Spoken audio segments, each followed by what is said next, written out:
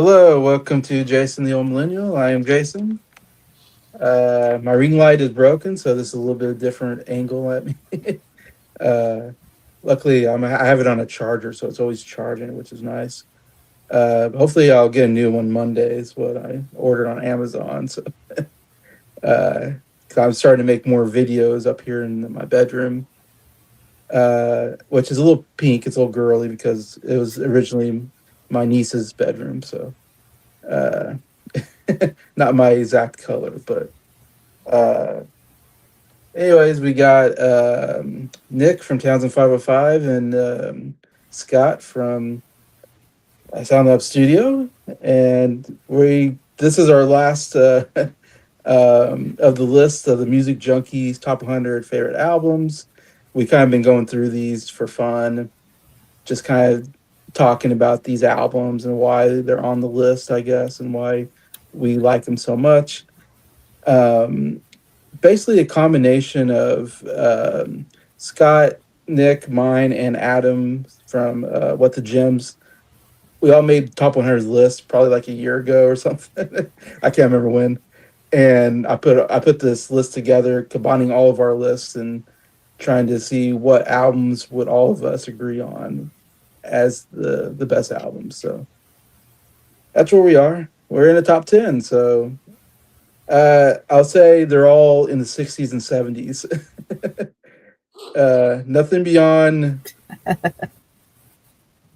Nothing beyond what 74. I don't know. It made it on the list, I think, as you'll see. And obviously, some big names are going to be on this list that we all love to talk about, including our number 10 on the list, which is Pet Sounds by the Beach Boys from 1966. Obviously, a huge record that anybody that is anybody will have this in their top 10. It seems like, as far as like Rolling Stones and publications like that. I mean, uh, Rolling Stones had this number two, I think, for like the last 20 years. It feels like it's never moved up. It's just always number two. um, this is due to Adam had this at number 17 on his list. I have it number 10 on my list, so I hit it exactly on the spot. We both have it at number 10. And Scott has it number 9. So he has it the highest on our Nick forgot to put it on his list. So I know Briar um, has it Saying right as now, his favorite album of all time. next top 100 list, Pet Sounds is going on my list. I Yeah, promise. yeah, we're gonna have to remake it's these lists. when we remake the list, it might go to number 1 just because Breyer, when he joins, it's gonna shoot up a little bit. If all of us having it, if three of us having the top 10, it's gonna really boost up the thing. But still, number 10, pretty obvious choice here. But I mean, what can you say? It is worth the hype, I guess, as an album. I think you could. Some people might say, "Oh, it's overrated. Maybe it's overhyped." I think even I've said that before. I think Scott said that before in the past, and then we kind of decided, no, it is a good. It's a good album.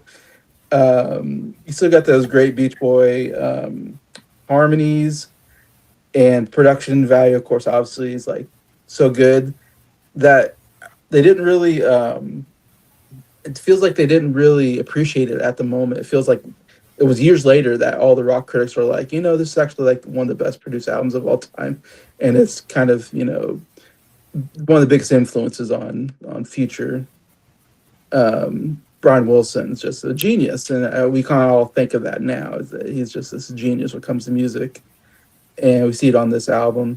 I mean, it's my favorite Beach Boys album personally. That's why I got it. I got it here. Um, I don't know if anybody else wants to talk more about it. I know we talked about this album before, but I don't know if you guys have more to So say. so good. I mean, come on, it's Pet Sounds. There's like really no.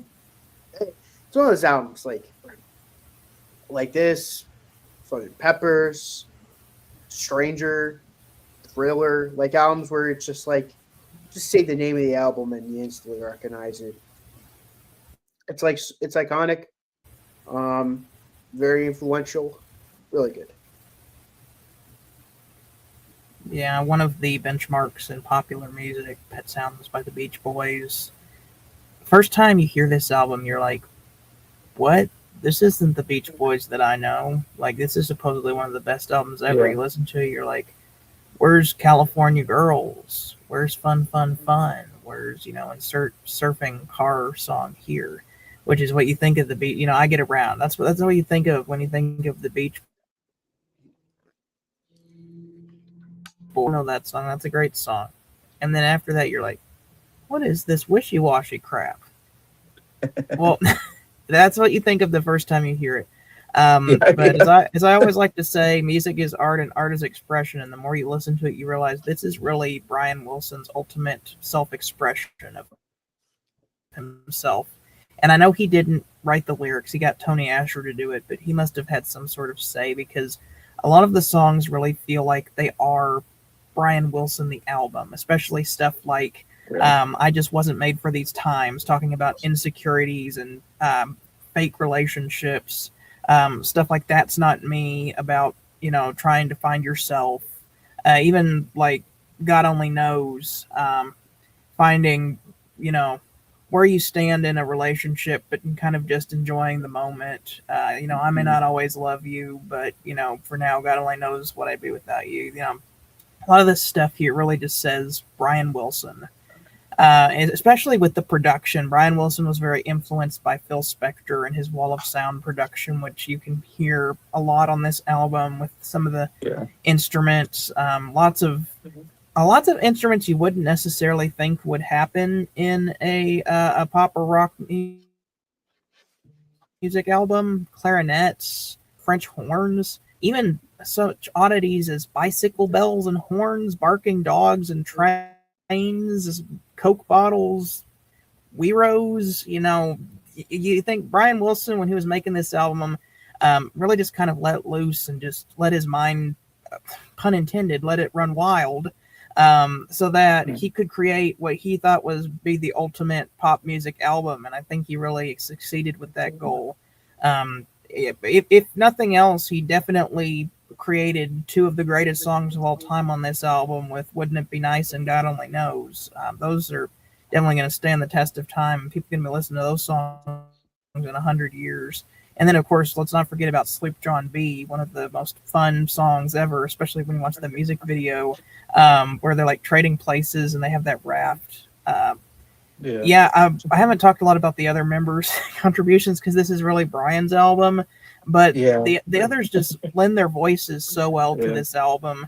Especially, he gets a lot of hate, but I'm gonna go ahead and compliment Mike Love on his vocal performances, especially on what is the name of that song? I know all the songs, but sometimes Here Today, or I forget the names. It's Here Today, I think. Here Today, and the other song being forgetting the other one now. That's Not Me. That's Here, I think Here Today is the one I was thinking of. Yeah. That's a that's a great song, and I love the bass part on that song. How it just keeps like climbing up and up. Two instrumentals on here too. I especially love "Let's Go Away for a While," which is one of the only Beach Boys songs to not feature any Beach Boys on it. It's a performance by a group of studio musicians who played on just about every recording in the 1960s. But it's a fantastic album, and for those who are looking for an album that's kind of more of an artistic statement rather than just a collection of, oh, here's a couple of great hits and some other songs thrown in, this is an album you need to look into. Yeah, I mean, it's got the big hits like God Only Knows, which is my favorite Beach Boys song and probably a top 10 song of all time. I mean, it's one of the great, I don't know if you want to say pop songs or whatever you want to call it. The harmonies are just out of this world. And now I'm forgetting what's the first song. That's a great song. Wouldn't It Be Nice? Wouldn't It Be Nice? Amazing song. Another favorite. Sleep John B, as you mentioned, is so good. I mean, those are like the three big hits, I guess, on the album. So you got those, and then you just got a bunch of deep cuts, which are all, yeah, like I said, more artistic maybe, but the harmonies are still there, and musically it's great. Yeah, and Caroline No, I think Caroline No is such a good song. But yeah, yeah. What more can you say? It's a everybody agrees it's a great album. Number 9, we got Rubber Soul by the Beatles from 1965.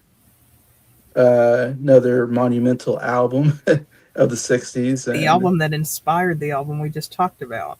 that was the funny part. I just thought about that. Yeah, that's the album that Brian Wilson was like, I gotta make an album as good as that. Like, I've never heard an album. It was like the first album that really was like this complete album, not just of singles, but of just one amazing song after another, and they all fit together. And it was like people are like, you can do that, you can just make, you know. I don't know people, because we always talk about before, people didn't really talk about or think about, the albums as much as the singles and making a great album. But then after Rubber Soul, I think it feels like, oh no, you can structure an amazing album and really be real, purposeful in what songs you're picking and doing and all that. And yeah, it changed because, yeah, like I said, Brian Wilson then makes Pet Sounds, and then the Beatles then make Sgt. Pepper's and stuff like that, And so it's this is one great album trying to top the other great album kind of thing at the time, which is kind of funny. But yeah, for Rubber Soul, Scott had it 16th on his list. Adam had it number 3, and I have it number 2 on my list. So I had the highest out of the three of us. Me and Adam, we have it top 3. I mean, we're both kind of on par there. We think it's one of the greatest albums of all time. Obviously, we're all big Beatles fans.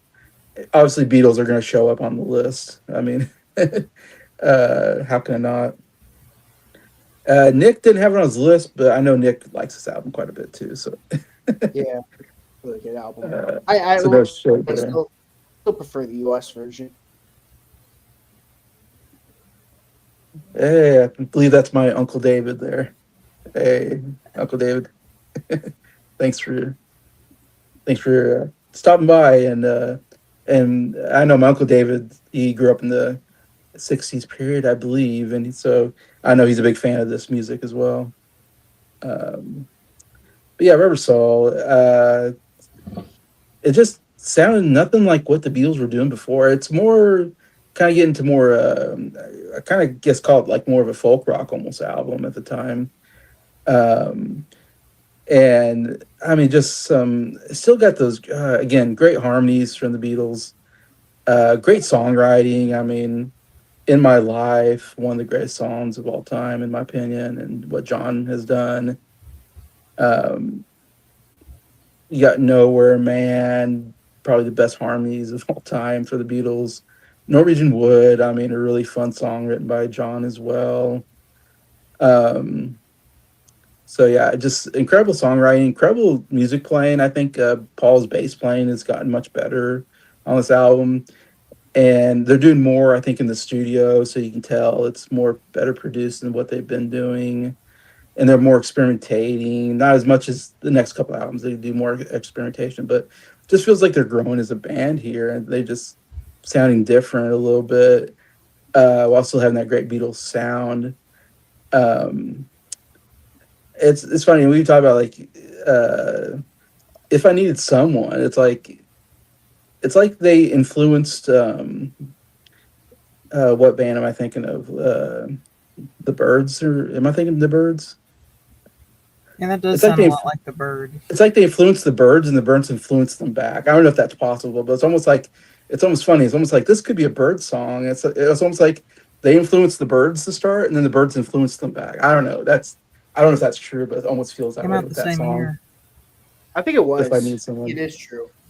I think Bells of Rimney was a big influence for that Okay. with the Yeah. jangling guitar. The jangling Yeah. guitars, yeah. It's just funny how that works, anyways. And then the Beatles would end up influencing a bunch of artists doing that too. So Well, I mean, It's both just of like them love Birds. Dylan too. yeah, I'd say Bob Dylan was kind of what started it. Yeah. Folk rock. Yeah, pretty much. Yeah, I don't know if you guys have any more to say about Rubber Soul. Oh, really good album. I mean, again, I do prefer the U.S. version, but both versions are really good. Yeah, yeah, UK version, Drum Car, Nowhere Man, of course, very iconic. Um, I'll admit, What Goes On still my least favorite on the album, but it's not a bad song. Of course, if I need someone is great, but U.S. version I think is more consistent, even though there's no Nowhere Man or If I Need Someone. But I will say the opening song on side one, side two, I think is way better. Like I've just seen a face. That's a great album opener. yeah. Really underrated album opener. I'd say very fast paced. I've just seen a face. Ba, Mhm. ba, ba, ba, ba. Great stuff. And the opener to side two, It's Only Love. That's really good. But besides those songs, Michelle, um, Michelle, yeah, Girl, um, girl's great. My Life, like especially in My Life, one of those songs, so good. Especially that part of the song where it sounds like they're going for like a Baroque feel. Great stuff. I mean, I'm a sucker for Yeah, Baroque pop yeah, songs. I'm a sucker for that section of the song. Yeah, again, it's one of those albums. See Rubber Soul, you're like, yeah, Beatles. It's so good.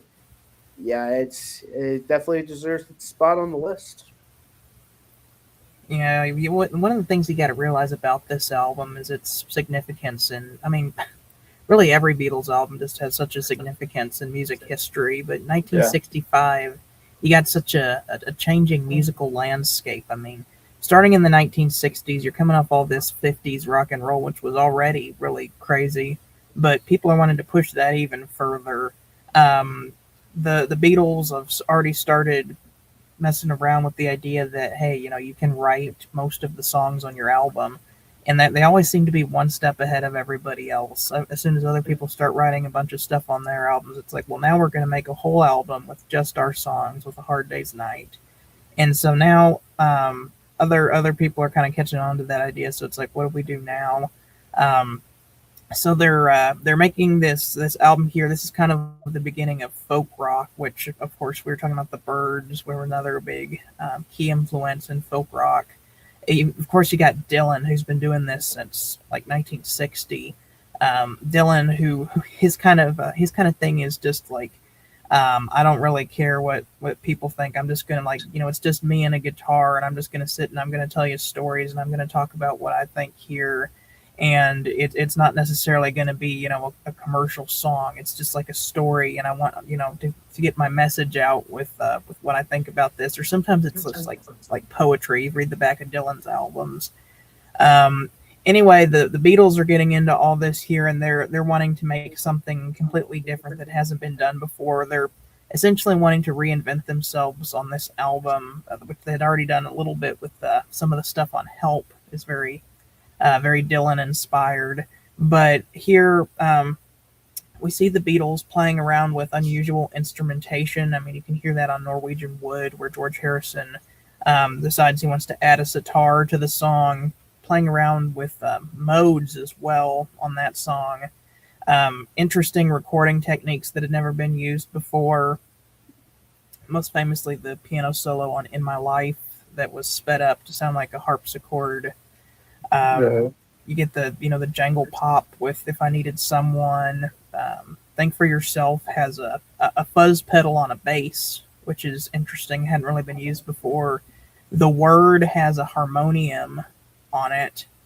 I mean, you're just looking at all these recording techniques, you're like, some of this stuff just hadn't been done before. But the biggest thing that makes this album great is just the idea they had, that they wanted to make sure all these songs were put in the correct order and just make a whole album package that was more than just, here's our album with our newest single and there's this other songs as well. They wanted to make a whole coherent listening experience, which is why they left Day Tripper and We Can Work It Out off of the album. They didn't just want that Great, as great songs. they didn't want that as the album to be a vehicle for the Day Tripper We Can Work It Out single. They released it the same day, but they didn't put it on the album. That's crazy. Um, I mean, there's lots of other great songs that are recognizable on there. Drive My Car, Norwegian Wood, Nowhere Man. The harmonies on that song are so good.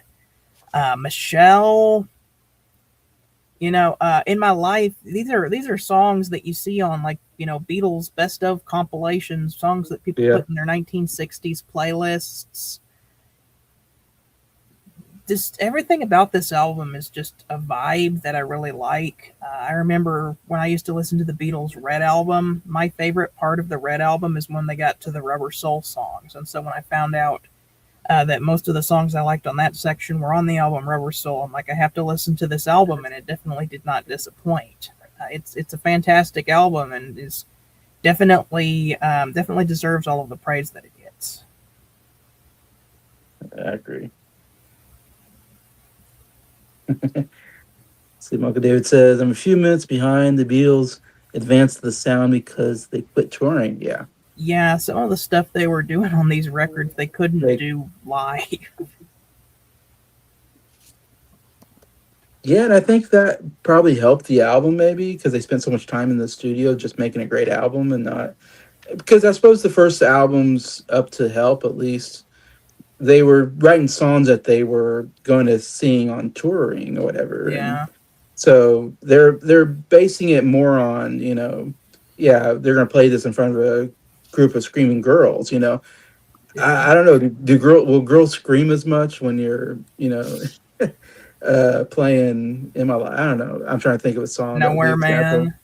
Um, Nowhere Man doesn't say anything about love. It doesn't sing yeah, directly to the exactly. audience. It's John singing to himself. Exactly. So they're yeah more writing songs that aren't gonna get screaming girls in the audience maybe, and they're concentrating more on the writing and the producing and stuff like that. So yeah, it's probably why the album's got even better. This would be the last year that they start touring, and then '66 they would completely stop, and because and we'll talk about that album because that's our next album, Revolver, is number 8 on the list. This transitions right into the next. The Um, album that Pet Sound. Oh wait, no, Pet Sounds helped inspired Sgt. Pepper. They were making Revolver Well, it's funny was because Revolver comes before Sergeant Pepper, but I always hear, they influence Sergeant Pepper. They don't talk about Revolver because they for were some making it at the reason. same time. Yeah, that's true.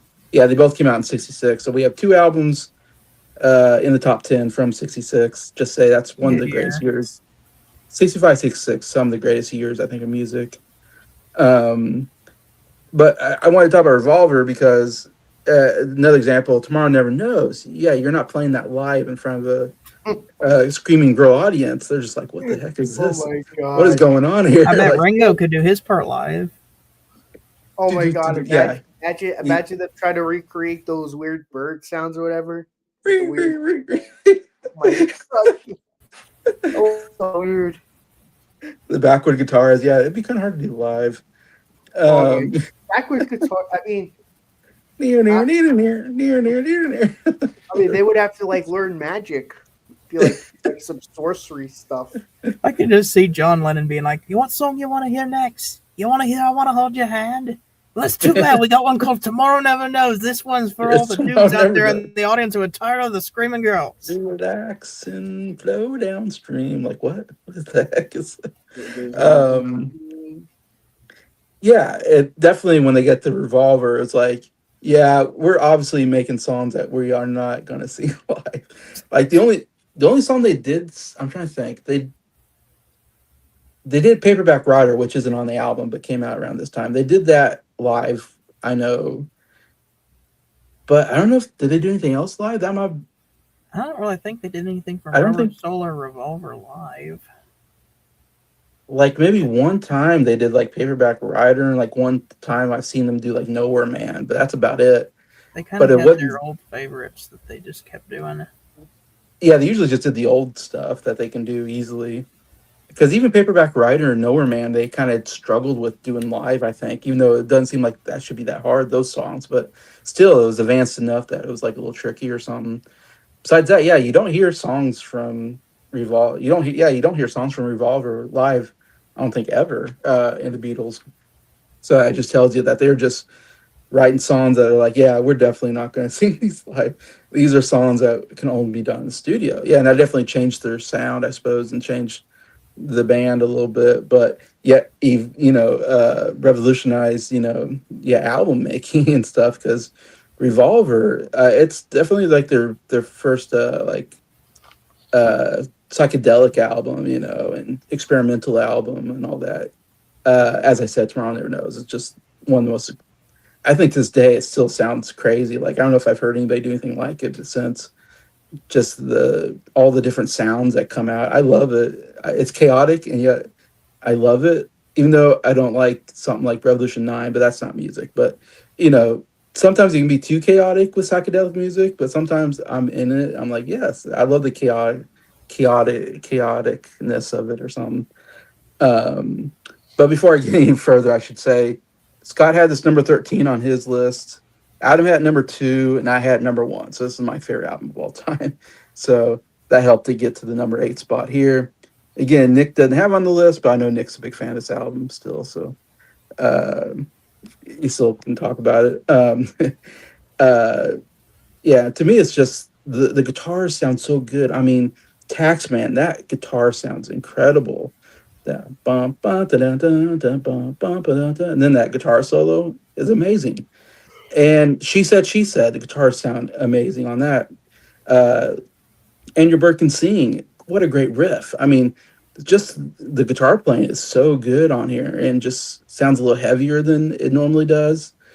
And so, man, it's a rocking album at times. But then you have Eleanor Rigby, one of the greatest written songs, I think, and it's no guitar, just orchestra music. That's all it is. And it's beautiful. And it's amazing. And then Here, There, and Everywhere is one of the most beautiful love songs ever on an album. Uh, For No One is one of the most heartbreaking songs ever written, I think, on an album. Uh, so yeah, it's just amazing. Just one, I can go. I mean, I just talk about every song. It's like, I'm only sleeping. Amazing. A song about I'm tired. I don't want to wake up, and yet it's not only great like cute guitar part, but like there is some backward guitars in there, so you still get that psychedelic kind of stuff in there. So yeah, the experimentation is just off the charts for that time on this album, and it's just every song hits. It seems like on that's why it's number 1 for me. It's like I just love everything on this album. So I'll give it over to you, you Nick, if you want. I mean, it's another. It's. I mean, so good. Taxman, our greatest Beatles song of all time for me. Yeah, Just it's one of those songs where it's like you take something as awful like taxes, make something taxes are awful. catchy, relatable. That guitar solo, it's like it's the perfect song. It's one of those songs where it's like played over and over and it never gets old. It's so relevant today. Taxman always wants your money, you know. Old lyrics like there's one for you, 19 for me. If 5% is too small, just be grateful I don't take it all. Yeah. That's it's poetic. Poetic, true. It's frustrating how true it is, but at the same time, it drives home how good the song is. Eleanor Rigby. Um, I love you, Ray Davis, but I think he said something about like it tries to be for like for primary teacher or whatever. I'm gonna have to disagree with you on that. It's a really good song. I'm always sleeping. As someone who is exhausted right now, I can relate. Love you too. I like the Indian influence. Always have, always will. Here, there, and everywhere. It's such a beautiful song. I could hear. I know they're the God only knows inspiration from that song. Yellow Submarine, a little childish, but I would Yeah. try. It's a good children's song. And it's one of those songs where it's like the album goes everywhere. You know, It's that's the part fun. of the Yeah. album. She should though. Oh my god. Yeah. She said I know what it's like to be dead. It's like, what? Yeah. Like 4 years ago, they were singing about please, please me and all that. Because I said hours talk about how it's like to be dead. What the hell? But it's so good though. Right. Uh, The same guy that wrote "I'll Love You to the Cows Come Home" also wrote, yeah, uh, I know what it's like to be dead. Yeah, it's crazy. I know. Speaking of Revolver, um, remember Oh, sir? hey, I got the top hung up on me wall. Cool. nice. I I just saw that. I'm like, oh yeah, they're hung up on me wall. Really good album covers, by the way. But going back to the album review, Hmm. and your bird can sing. You kidding me? That's a really good Dark Horse Beatles song. That and for no one, I say those are like the Dark Horse songs on the album.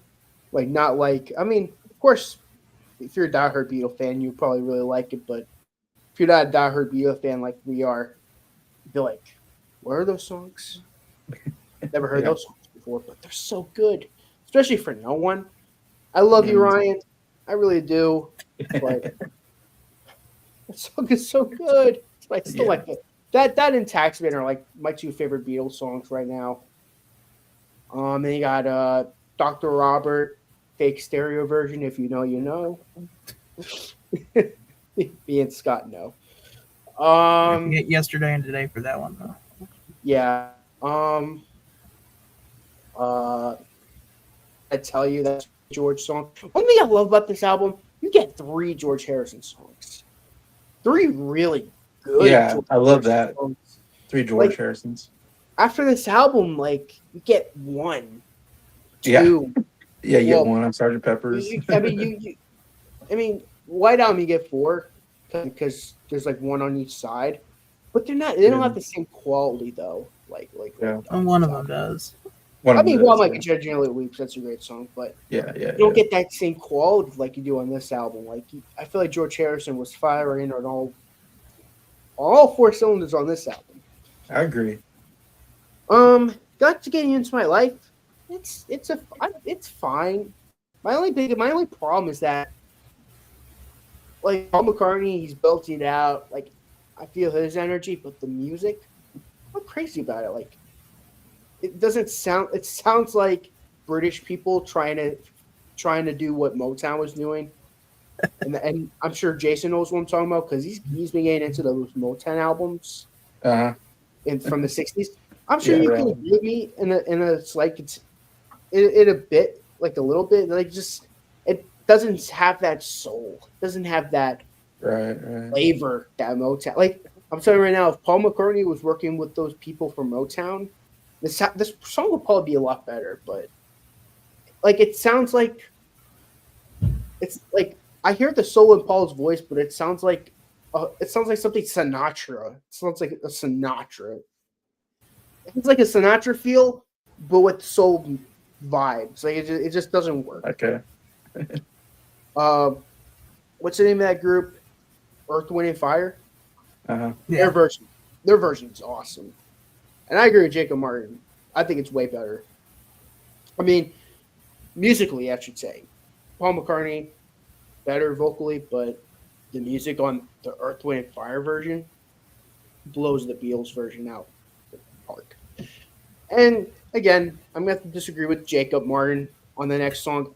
I love Tomorrow Never Knows. Man, I disagree so much. That Yeah. song is so That's good. such a good song. It's so ahead of its time. Yeah. It's one of those songs where when I first heard the song, I was like, what the? I'm not going to curse, but what the heck is this? What is this? Like, got weird bird sounds. Like, again, keep in mind, 3 years ago, 3 years ago today, from the album, we have Twist and Shout as an album closer. 3 years Yeah. later, well, Tomorrow Never Knows. What? What is this? This is why I want to hold your hand to this. Wow, what a transformation! I gotta say, Yeah. but it's a really good album. But yeah, Tomorrow Never Knows. It's like mind blowing, but yeah, great stuff. Yeah, this we were talking about experimentation and the Beatles trying to change their musical identity on the last album. It's like, well, they're going to do it again on this album. They're going to do it again even more on the next album after that. But this right here, this and Rubber Soul are kind of the two mid-period albums where they're really going through the big changes before, Sergeant Yeah. Pepper's is kind of their declaration. Hey, we're not really the mop tops anymore. We're the guys who wear the circle sunglasses and have the mustaches and the colorful outfits, and what you would think of the Beatles as now when you see like a picture of them there in 1967, look completely different than. Oh, did I freeze? No, you're Oh, okay. there we go. Okay. You're good. That look completely different than they did back. In fact, whenever they do the "Hello Goodbye" music video, they have a nod to that where they're like wave at their old selves. I think that's really fun. It's not on this album, but just pointing that out. But Revolver is such a left turn for the Beatles. Like even with Rubber Soul, you're expecting them to go in one direction. They could have been a big folk rock band, and they decide to take that and turn it on its head completely, by going even more experimental, and that's very clear from Taxman with the weird little count-in thing that they have at the beginning. Each songwriter in the band is starting to kind of find a different musical identity. I mean, George Harrison gets 3 songs on this album, really growing as a songwriter.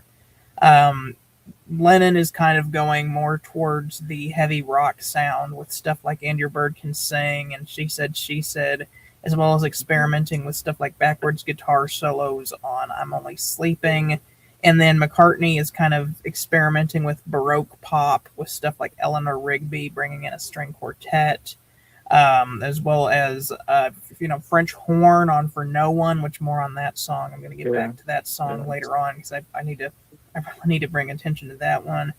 They're throwing everything in the kitchen sink in this album, including Yellow Submarine. What the heck is that song? We all live in a yellow submarine. It makes no sense, but it makes sense on this album. Using again odd recording techniques. I brought a few of them up. Odd instruments. Again, trying to push the boundaries of sound and song, which they really do on the final track on this album, Tomorrow Never Knows, incorporating tape loops of Paul McCartney laughing that sounds like birds, and of course Ringo's drumming, the vocal effects that was put on Lennon's voice. The whole song is just. Someone said this song was ahead of its time. I feel like this song doesn't really have a time. You listen to it, I don't think you can say, oh, that was from 1966. Like, you can throw on Everyone Wants to Rule the World by Tears for Fears, and you're like, oh, that's most definitely an 80s song. You listen to Tomorrow Never Knows, and you're like, this song has no time. This is a song out of time because of just how different it is. And I mean that in the best way possible. Again, going back to For No One, of course, there's lots of songs that you'd recognize on this album. Eleanor Rigby, Taxman, Yellow Submarine, stuff like that. But if you've never heard the song For No One, listen to that because that's my pick for the most underrated song on this album. I mean, for one, there's this it's such a melancholy French horn solo on here that's played perfectly, that they do twice, once by itself for a solo, and then another time that it happens under the final verse that just elevates the song so much more when it comes in the second time. And then when I was listening to this album recently, I don't think I ever really realized how just gut-wrenchingly heartbreaking the lyrics were to this song. A girl breaks. It's told through the second person, which is really weird. Paul McCartney is singing to you, like if this happened to you. You don't really hear a whole lot of songs told through the second person unless it's like, a love song that you're singing to, like I love you so much, like, I love you. But it's this Paul McCartney singing to someone like they just went through a breakup with a girl, and she broke up with whoever the person that he's singing to is, but she feels nothing. She tries to act like she's sad, but it's like there's no sign of love behind the tears. She cried for no one. What is it? all your, what is it? Something, you find out that she no longer needs you. And then in her eyes, you see nothing, no sign of love behind her tears, cried for no one, a love that should have lasted years. You know, you're just like, man, that is devastating. But yeah, this is a great album. Agreed. All right. So the the next seven albums, what it has in common is that these next seven, all four of us have it in our top 100. So this is the first time all four of us have it in our top 100, which is the reason why Revolver, Rubber Soul, Pet Sounds isn't higher on the list, is because only three of us of the four had it on the list. So these four are still really, or seven are really great albums. It's just we might not have it higher numbers necessarily, but everybody has it on. So that's what makes it interesting. Because I think this next one's kind of an interesting album that we have. And number seven, we have Odyssey and Oracle by Zombies, coming out in 1968. So we have Adam at number 87 on his list, Scott number 67 on his list. I have it number 23 on my list, and Nick has it number 15 on his list. So top 15 for Nick, anyways, and top 25 for me. And this is an album that's really grown on me. I didn't care for it too much first time I heard it. I was just like, it has the one really great song on it. Time of the Season is the closer. Amazing song. I always love it. It's always been my favorite zombie song. But then the more I listened to the album more, I was like, man, there's a lot of great songs on here. And it's like the greatest Baroque pop album of all time, in my opinion. It's just got Baroque pop all over it, it feels like. um, yeah, and I don't have the album in front of me, so I probably won't remember all the songs. But the first song, about Cell Block something, right? Cell 44. Cell 44. That was one of the greatest songs that I can't believe wasn't a big hit. That should have been a huge hit. It is so good. It's such a great way to open the album. Immediately, I'm like, how is this song is so amazing? And it's not, and this was crazy about the Zombies, is that they have such a great sound. I love the zombie sound. Yet they only made two albums, like in their basically in their prime career in the 60s. And then they broke up after this album. And neither album was really considered that great at the time it came out. Even I think Odyssey and Oracle, I don't think was considered a great album necessarily. I think it feels like another one where over time the critics have said, yeah, this is such a great album. And when I came across it, I'd never heard of it before. I just knew this Zombies. All I know was like they had like three big singles, like Time of the Season, um, and then I can't remember what's the other one. She's Not There. She's Not There, and Tell Her No or something like that. Tell Her No, no, no, whatever that. That's like the only three big hits they had. And they're great songs. That's all I knew about the Zombies. So it's funny coming to this album, which is a bunch of songs never were hits on the radio, yet they're amazing. See,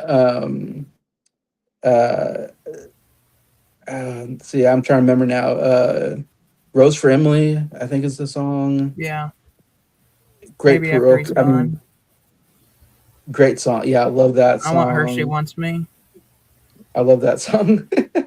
I want her, she wants me. Like, oh man, it's so catchy. All the songs, almost all the songs at least, are just so darn catchy. For me, the more I heard the album, more I was like, man, every song I'm just really getting into. There's some great harmonies, great melodies. I said I love the Baroque pop sound that this album has. And then he hits you with one of the greatest 60 songs, Time of the Season. I just, every time I hear that, boom, boom, boom, chika, boom, boom, boom, chika, it's like, man, that intro is so good. It gets you right into the song, and you're just like, oh, you know exactly what song it is. And love the voice. The vocals are so good. Like I said, the harmonies, amazing on that song. And it's like, man, the Zombies should have been a bigger band than they were, but they just were. I didn't know until I did research on them, and I found out about like they weren't around really that long, it feels like, and then they're gone, but yet they're still like impacted the 60s because they still had some big hits like Time of the Season. But then it's funny, they have this one album that's here, number 7 on our list. I mean, it's pretty high on our list. That's how good this album is. It feels like one of the most underrated albums out there, maybe, unless you're more of, like us that listen to a lot of music, and you're aware of stuff like this, I guess, if that makes sense. But yeah, I absolutely love this album. I guess I'll give it to you, Nick. Oh, where do I even begin with this album? It's pretty good. It's really really good. Carousel 44 song is so good. I think it starts off with the harpsichord. Such a It's a catchy song. Yeah.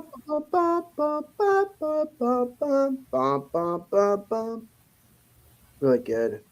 Um, Rose for Emily. Kidding me? Oh my god. Emily, Emily, can you see there's nothing you can? Ah, it's so good. Yeah. After they got maybe after he's gone, you go bomb, love you again. Um, I think it's forgetting the song names right now, but Brief Me too. Candles. Beach There's Beachwood Park, Candles. That's a good song. Beachwood Park. That's so good. Brief Can't. Oh my god, You Brief can Candles. Yeah, That's slowly becoming one of my favorite songs ever. that's a good one. Brief candles in your mind. Ba, Yeah. ba, ba, ba, ba, ba. That song, and I want you. I love her. She loves me, or whatever. I want her, she wants me. I Yeah. want her. She wants me. I That's want her, like she wants me. that's like a dark horse. That's like a dark horse song. I Yeah. was crazy about it too. I It's like know. it's a good dark horse song on the album. It's like baroque, catchy. I want her, she wants me. Oh, great stuff. That Butcher's Tale, that's pretty cool. And time of the season, yes. Well, it might be a little overplayed. It's so good. It's the time of the season for loving. How did that song not? How did they not like release that as a single right away? That was like the single to release. Yeah. Nothing against Carousel 44, but time of the season would have been the single that would have brought them into the mainstream.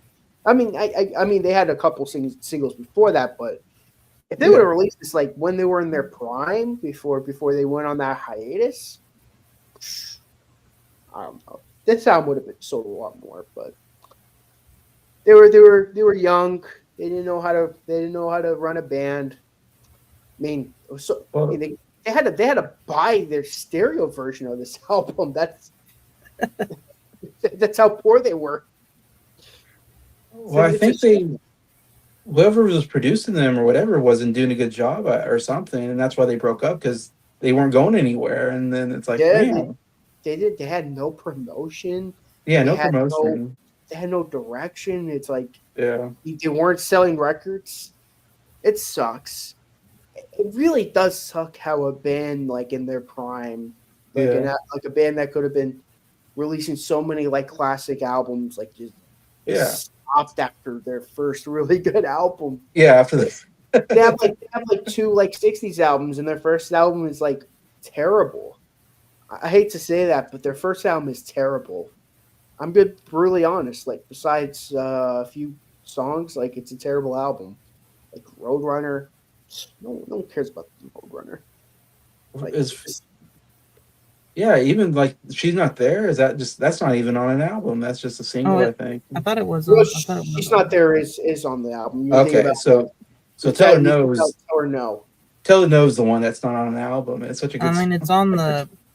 It was re-released in the U.S. as the Zombie self-titled album. It's on that one. It's got a slightly different track listing. That one does have Tell Her No on it. Okay.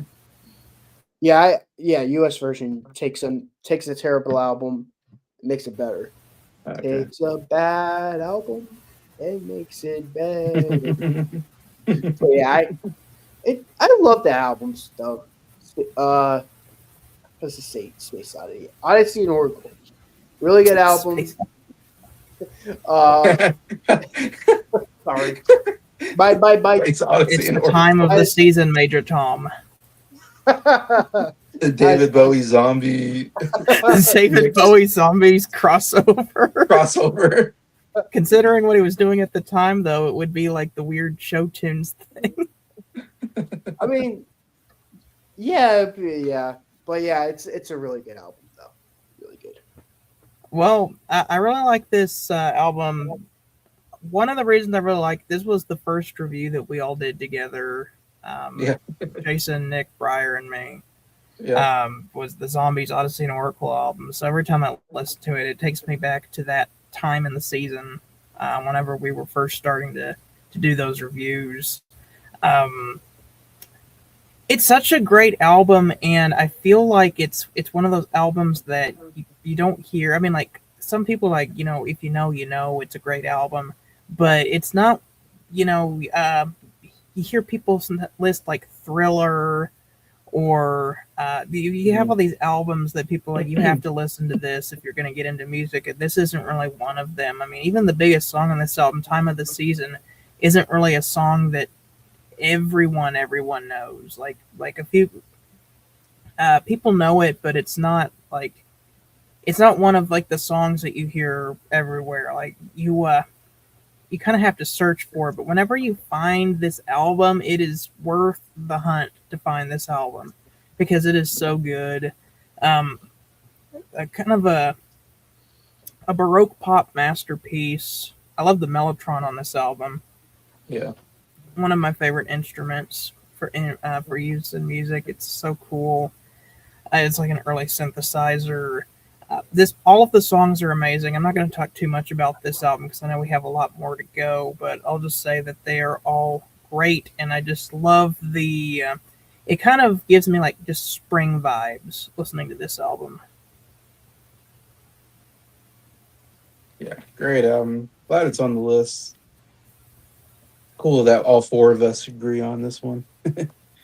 Number 6, we have Band on the Run by Paul McCartney and Wings from 1973. So Scott has this number 87.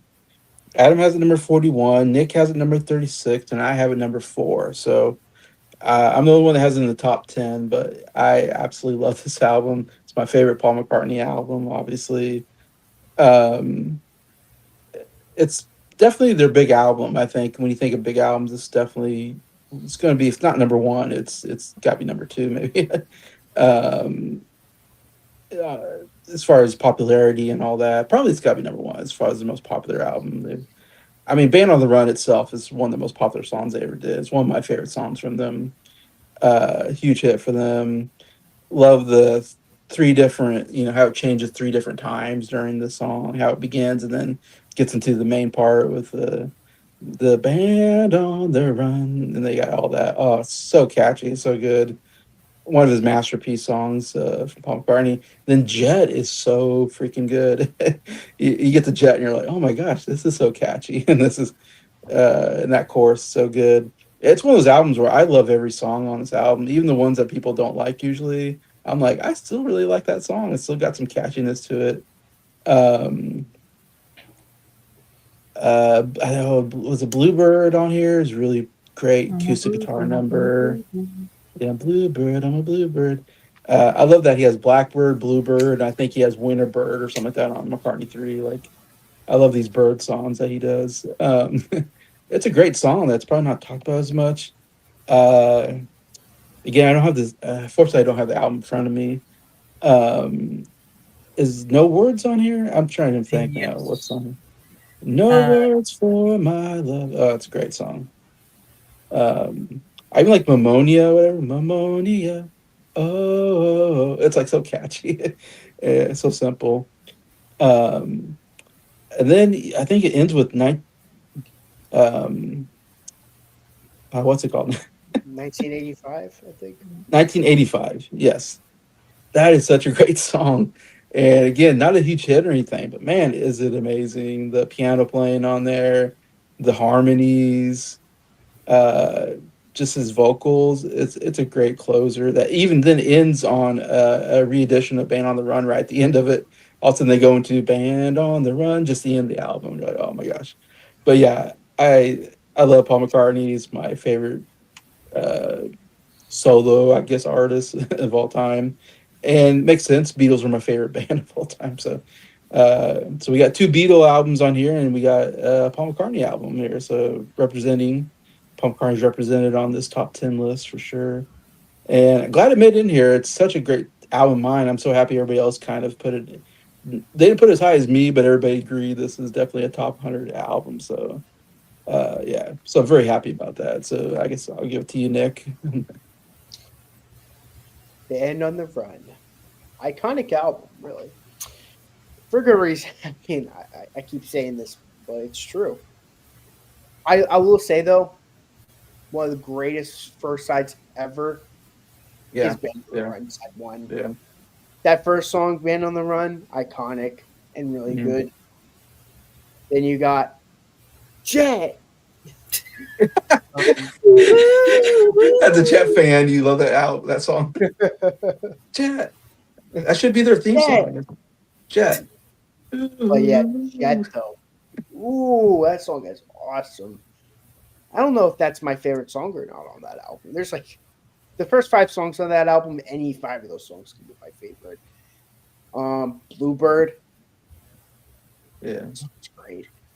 Bluebird, Bluebird, Bluebird. Oh, great. Then Mrs. Vanderbilt. I Yeah, love Miss that Vanderbilt. song. Oh, hey, oh, Yeah. hey, Oh, yeah. What's the use in wondering? What's the use in worrying or whatever? Yeah. Yeah. Then the last song on side one. Let me roll it. Oh, Let yeah. me roll Great it. song. How do you mention? Yeah. I was surprised. I'm like, I was like, let me roll it. I'm like, I'm Yeah. Let surprised. me roll it. That's That's a like, good one. that might be my favorite on the album. Like that song and Jet are like the 2 big contenders. Especially Let Me Roll It. Let me roll it. Let me roll it to you. And if you are a U.S. fan, back in the Oh, day, yeah. Yeah. have Yeah. Helen Wheels Helen on. Wheels, too. Yeah. Helen Wheels. Oh, love that song so much. It's a shame that's not on the UK version. I I've know. never heard it without it. I've always heard it on there. Really? But yeah, Mamunia is pretty good. I will again. I hate to say it, but it does. I wouldn't say it loses me, but that first side is so good. It's like Yeah. I'll agree with Paul on as it should be, and it really is mostly all about that first side, though. That first side really makes the album what it is. But the second half has some moments, like 1985. That's a great song. I agree with Jason there. Mamunia, No Words. That's pretty good. In Helen Wheels. The one song that I like but don't love is the one before it. I forget what it's called. Oh, well, Picasso's last word. The Picasso last words is usually like considered the worst one. Yeah. It's not. I won't say it's the worst. I feel like that's harsh. It's Ring good. to me. Yeah. It's a good song. I'm not a fan of the part where they start recapping Jet, where they're like, Jet, ooh, I'm like, And then they start recapping. Oh, hey ho. I'm not a fan of that part. That's the only part I don't like about. That's like my least favorite part of the album is when they start recapping those songs in like the slower part. Besides that, though, really good album. That first side, that and help side one. Yeah. Absolute cinema. But yeah, really good stuff. Yeah, this album is Paul doing what Paul does best, just making these catchy songs. And "Band on the Run" is probably my favorite of his solo songs, just because it's like 3 songs in one that all have very different vibes. Super cool. I really like that middle section. I wish that if we ever get out of here section could have been a little bit longer, because I've always thought that part was super cool, but I want to hear a little more of that. That's pretty short.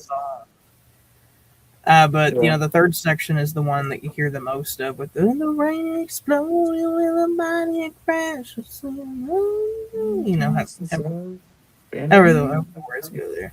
Been on the run. Been Yeah. on the run. Jet is awesome. I love the saxophones. Yeah. Yeah. That's good. Um, yeah, Nick was talking about "Let Me Roll It." That's an awesome song. Great guitar on there. Yeah.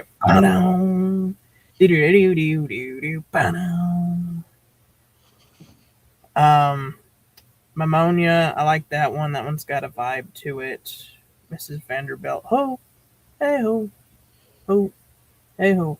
I mean, we were saying Picasso's Last Words isn't one of our favorite songs, but I think the story is kind of more interesting than the song It itself. is. It is. Paul was just dared to write a song about the first thing he could think of, and he saw an article in a newspaper about Picasso's last words, and he's like, "I'll write a song about that," and there's the song.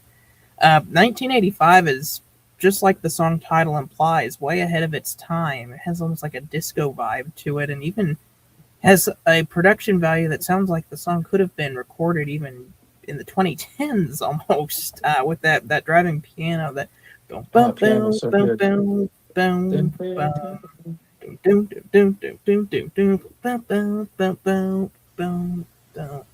Yeah, awesome way to end the album. It's a great album. See, my uncle has something to say here. Let me roll it. 1985. Yeah, both outstanding. Uh, yeah, those are great songs. Those are one of my favorite songs other than the title song on the album. Yeah, it's just so many great stuff. Some of his best work, and Paul McCartney, in my opinion. And I saw him in concert, and he did Band on the Run. He did Jet, and he Yeah. did 1985 in concert. And Let Me Roll It. So I think he did at least four songs I can think of from that concert. And I love when he did 1985 because I never heard that song before. When I heard him, that was before I really got into like listening to albums and stuff. And he says, "This is a song for true Wing fans," or something like that, for true fans of Wings. And I was like, huh, what does that mean? And then he If played you know, you know. 1985.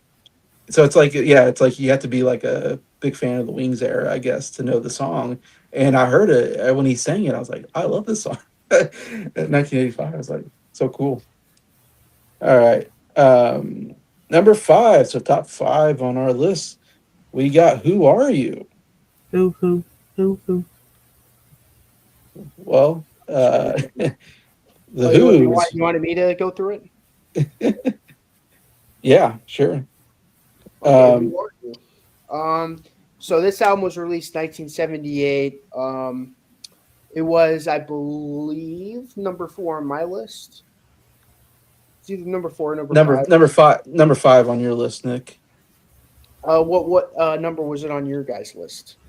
It was number eight on my list. So me and you were the ones that had it in our top 10. Scott had 71 and Adam 77. Okay. Yeah, so going back to the album itself, though, this album again was released in 1978. The Who took a 3 year hiatus after The Who by Numbers Three by numbers, yeah. because Pete Townsend he was going through some tough stuff, to say the least. He was saying writer's block because let's face it, that Quadrophenia album was big. It was big, and he didn't know how to follow that up. Then they released By the Numbers, which I think is a really underrated album. Some people will disagree. Some people really are not really crazy about it, which I understand. But this album, goes into a completely different direction. It's like there's like synthesizers, which if you're the genius, you might say, "Oh, synthesizers. It's the devil." Well, I think it works really well. And Roger Daltrey, his voice sounds so much. His voice sounds different on this album. I don't know how to describe it. It's a little more gruffier than it usually is. Like new song, I need a new song. Like it's different. It's a great song. Opening song. Opening your first album in 3 years is new song. Like I don't know how funny. I always thought that was funny. Like, hey, we haven't released an album in 3 years, but here's our new album and here's our new song called New Song. But it works. Like talking about like, and it works too because like I was just saying, Pete Townsend was going through a writer's block, and he was like, "Here's a new song, write the same old song with a few new lines. Everyone wants to cheer it. Write few new, write a new song with a few new lines, or just new rhythm or whatever. Everyone wants to sing it. Everyone wants to cheer it. It's like it's cool. It's a cool song. Really underrated song.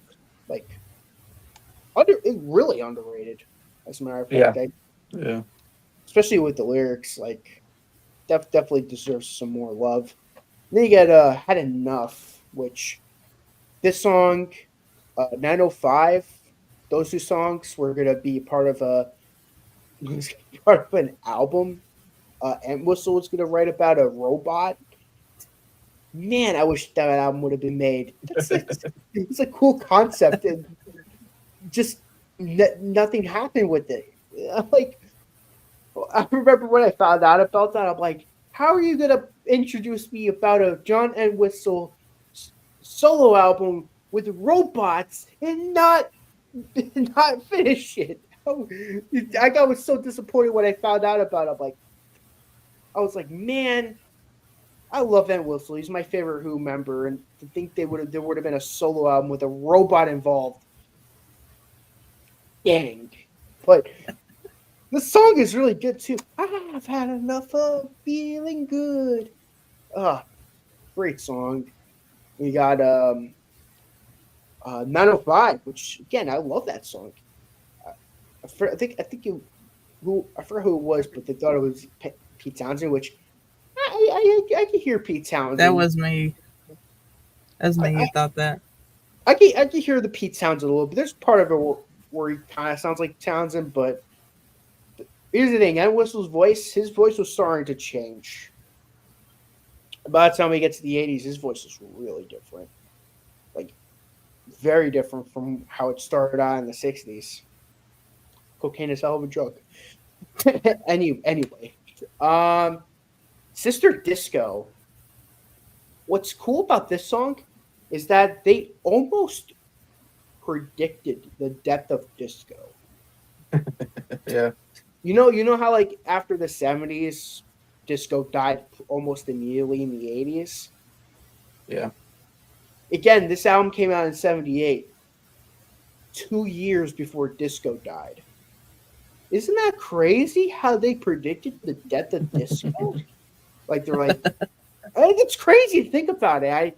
When you think about it, you're like, you probably would think, oh yeah, this was probably released it sounds like an 80s album with the synthesizers and all that. You're probably like, of course, yeah, they say disco. This is an 80s song. They're talking about the death of disco. You're like, no, this was made in 1978 when disco was at its highest. This is like when the disco was better than ever. You couldn't go wrong with disco. So I think it's kind of weird how, in my opinion, it's kind of strange how Townsend wrote a song about disco, a genre that's doing so good, about it being dead before it even died out. Like, it's like Townsend knew this genre wasn't going to go anywhere. I'm overthinking things, but I think it's kind of cool.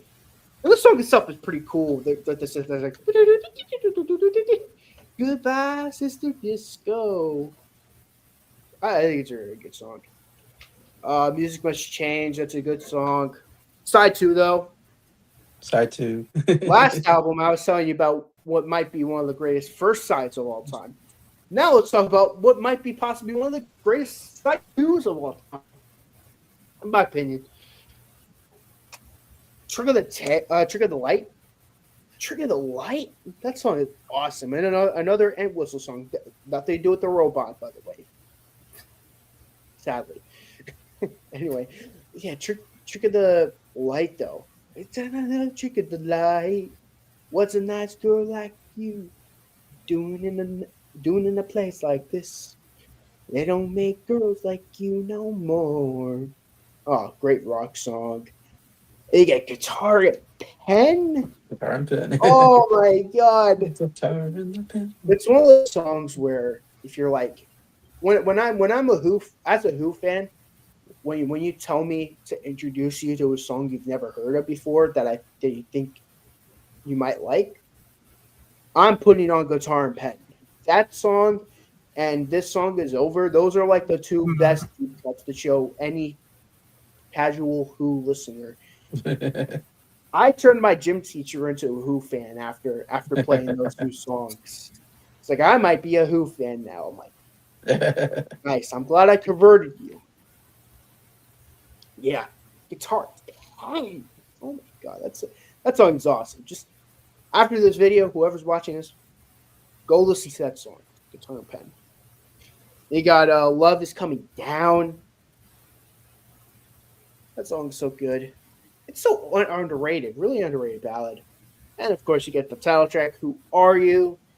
Some people are crazy about it. I never got that. Oh my god, thought it was an so awesome. great. I mean, yeah, obviously it's the song that gets people into the album, because of Yeah. the title track, but it's so good. And I remember this lady, she had Who Are You as like the worst Who album. I'm like, what? Yeah. I was like, what are you Why? talking about? A lot of people place this album lower on their list, Uh, which I I never know. got why. That's insane. I always thought this was one of the best albums. I remember when I first heard this album, I'm like, this album was awesome. This must be like a really well loved Who album. People must love it. Yeah. Yeah. Meanwhile, everyone's like, oh, this album sucks. This album's okay. Who Are You's an overrated song. I'm like, what? Am I alone on this? And then I found my group. I found my group of people. Found my Jason, Scott, Breyer. Yeah. Yeah. I Yeah. found my people. I found my Who Are You love.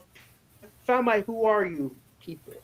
And I'm so happy I did because it's such a good album that no one talks about.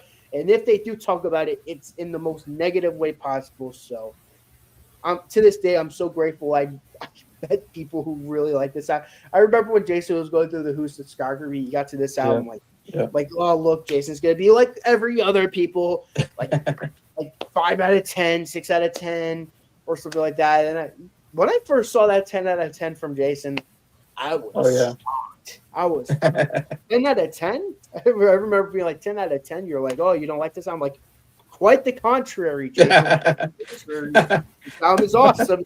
I'm just surprised you gave it a 10 out of 10. But yeah, I love this album. One of my favorite albums of all time. Still is. So good. Yeah. Yeah. I remember, first hearing this album, and I was like, I think I was even like, guys, this album's so good, and you're like, I know, and I'm like, oh, I'm like late to the party. I'm like, I discovered this new great album. Who are you? Like, it's so good. I remember you told me I remember you saying to the group chat, you're like, I'm just waiting for the bad song to come up. You're waiting for a part of the album. You're like, okay, this album's going too good. So, there's something going on. There's something It can't be this good. Somewhere on the album, there's gonna be a big tank. And you're just like, that never Right? happened. Yeah. It tanks when it ends, and you have to listen to something else. And you guys showed me Guitar and Pen one time. You're like, I forget why, but you guys were like, hey, you got to listen to the song Guitar and Pen. And I was like, okay. And he played it for me. And I'm like, how did this song not like a huge hit? This song's so great. The guitar, the singing, the catchiness of the guitar and the pen. And I love the guitar on there and everything. It's just a great rock song. It's so catchy. And yeah, it's become one of my favorite Who songs now. And it's funny how you guys showed me that song, and I was like, how do I not know this song? It's not one people talk about, but it's amazing. Obviously, Who Are You is one of the greatest songs, I think, rock songs. It's okay. I mean, who doesn't know Who Are You? Who? It's so good. And it's funny how they're playing on their name, The Who, and then they have a song called Who Are You?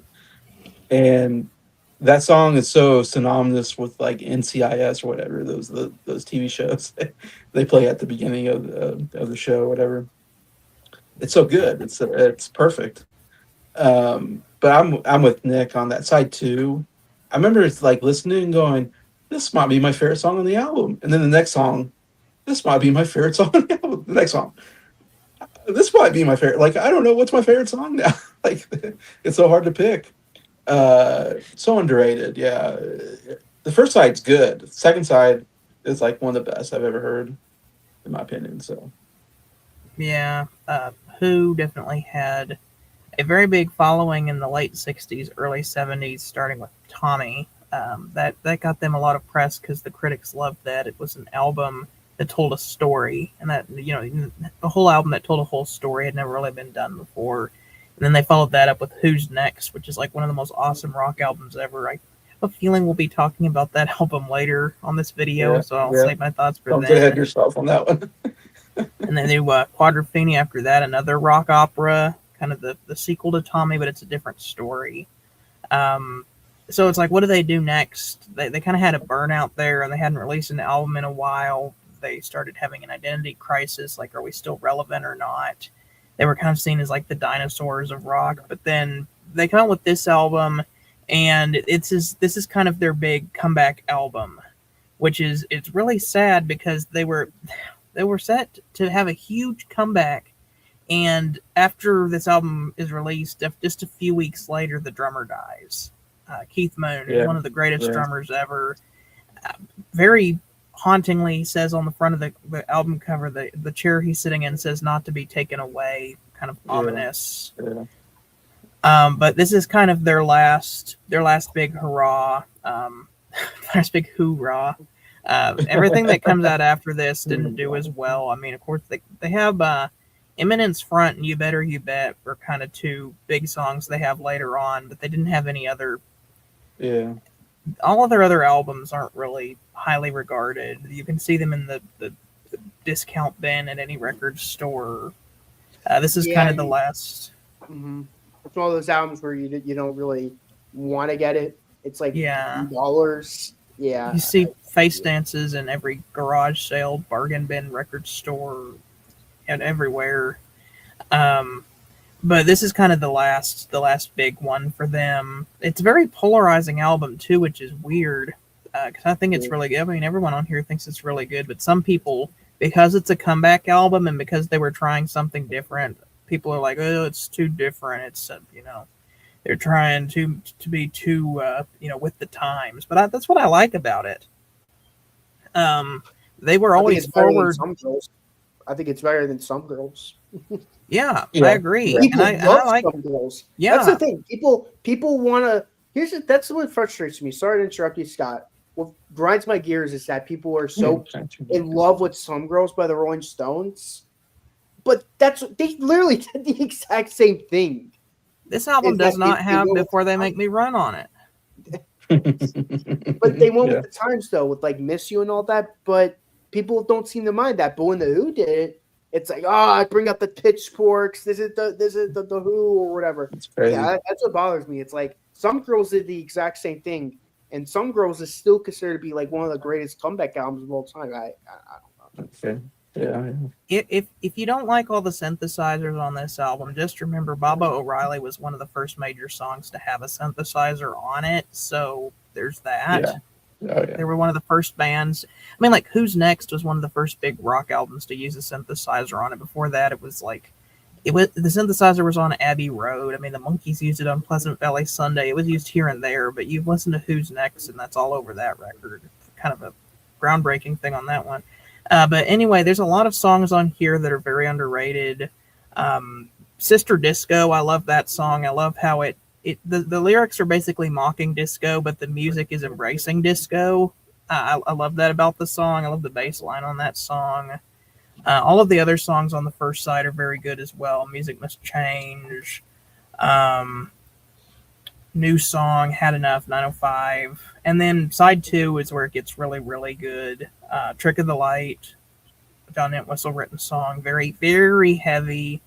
Guitar and Pen is my pick for the most underrated song on this album. We've all talked about how amazing Guitar and Pen is. Very frantic. I love the lyrics to Guitar and Pen. That's one of the reasons I like it so much, is it's kind of Pete Townshend's challenge to young songwriters, basically saying, you're going to go through a lot of struggles and you're going to have times where you don't know what to write about. But as long as you have something to write, keep going because it's worth it in the end. You've got something to write. Hold on to that. Never get rid of your guitar. Never get rid of your pen. Keep writing. I like that. And then, of course, you have the title track. Or I skipped one. Love is Coming Down. Nobody's talked about Love is Coming Down yet. That's one of the best songs on the album. It's this ballad. And Yeah. Roger Daltrey, this whole time Right. on this album, has been, with this gravelly voice, enough, like that, like, oh, sister disco, with this big gravelly voice. Yeah, music must change. That's what he's singing like on this. And then he goes back to his kind of softer voice on this song for this ballad, which is amazing. And then, of course, the final song is Who Are You? I mean, what more needs to be said about that song? It's got one of the most earworms of a choruses ever. Who are you?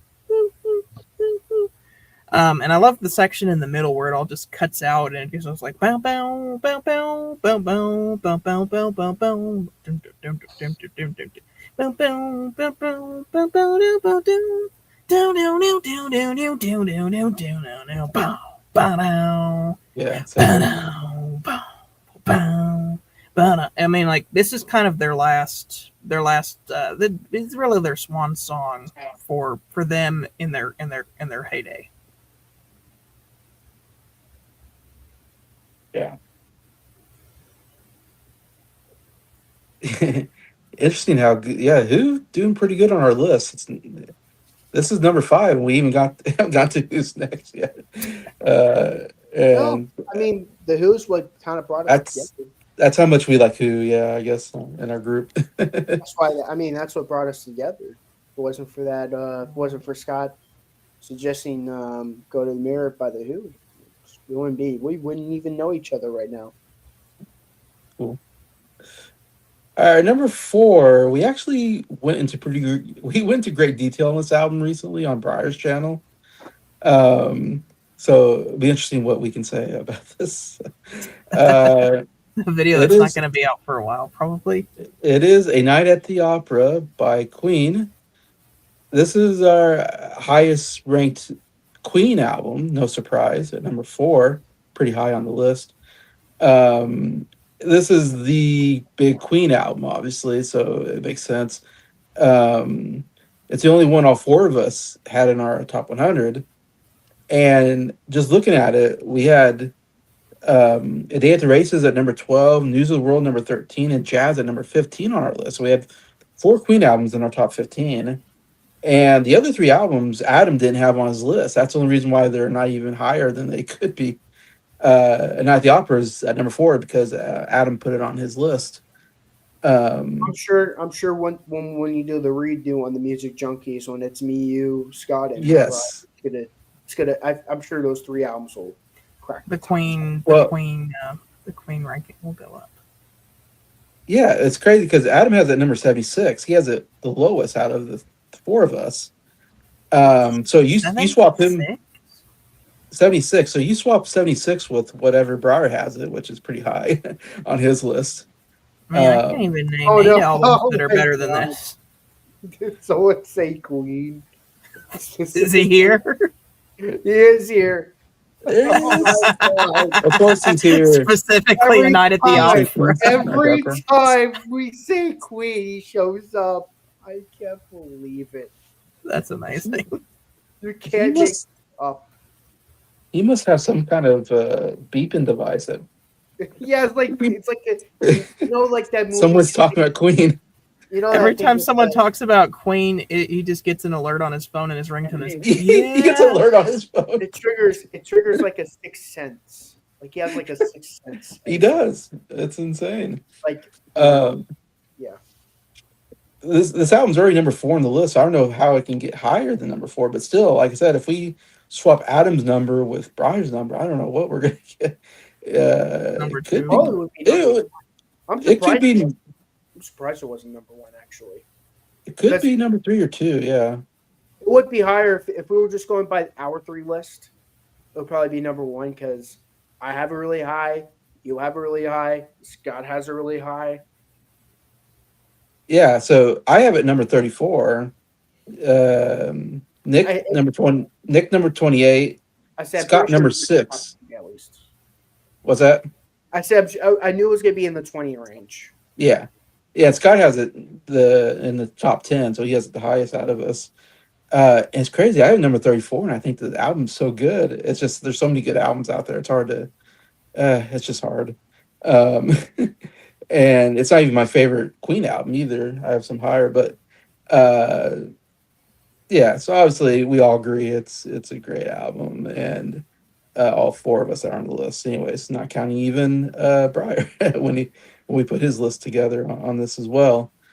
So I think it's kind of interesting how many Queen albums we have on our list here in top 15. It's pretty cool, and just how that might even go higher once we change Adam for Briar, because then Adam doesn't even have those other ones and Briar does. So that'll definitely make them all like top. We're gonna have like a bunch of top 10 Queen albums in there. Uh, yeah, so it'll be interesting. Anyways, but not the opera. I said you have to tune in to Briar's music showcase because we go into quite in depth on that album whenever he puts that out. So I don't know what we want to say about it. Obviously, Bohemian Rhapsody is the huge song at the almost the closer, but at the end of the album that really makes that album, one of the most iconic albums and well-known albums, and probably why everybody recommends this album is probably because of Bohemian Rhapsody. Um, but of course, I love You're My Best Friend is so good. One of the greatest, like I said, I'm repeating myself. It's one of the best pop songs in my opinion. Best ones they come up with. Prophet Song is so epic. It's such an underrated song. 39, a very underrated song on here as well. Was it Death on Two Legs, I believe, starts the album. Really good rock song. Anyways, yeah, it's what can I say? It's one of the Queen's great albums with my favorite Queen song, Bohemian Rhapsody. So epic and just nothing like it out there. What Queen can do, I think, as far as I mean, especially with Freddie Mercury, just what he does is just incredible, and the production value is so good, and the songs all kind of bleed into each other. It's cool.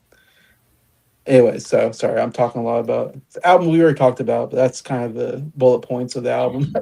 I don't have much to add. I'm just going to say this album will blow your mind. It is insane. Yeah, it's a really good album. I mean, Death on Two Legs, Blazing on a Sunday Afternoon, which I was when we reviewed the album, I was doing a lot of that before that review. I'm in love with my car, not the coffee machine. Oh yeah, I love my car. Yeah, that's a great song. You call me sweet like I'm some kind of cheese. Yeah. Love of My Life. I said this in the great song. Yeah.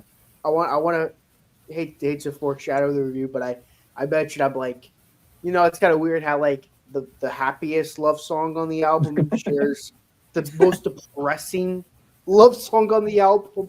Like you got John Deacon going, "You're my best friend," and then you got Freddie Mercury's like, "Love of my life, you've hurt me." I'm like,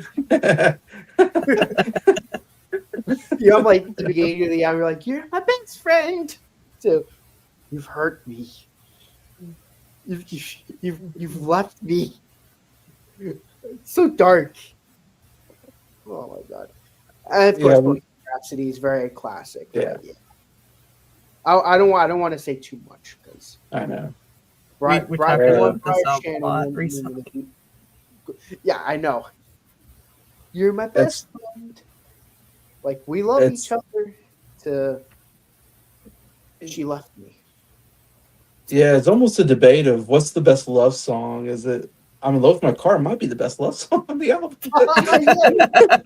It's about a car. Like there's a debate now, guys. Which song do you prefer?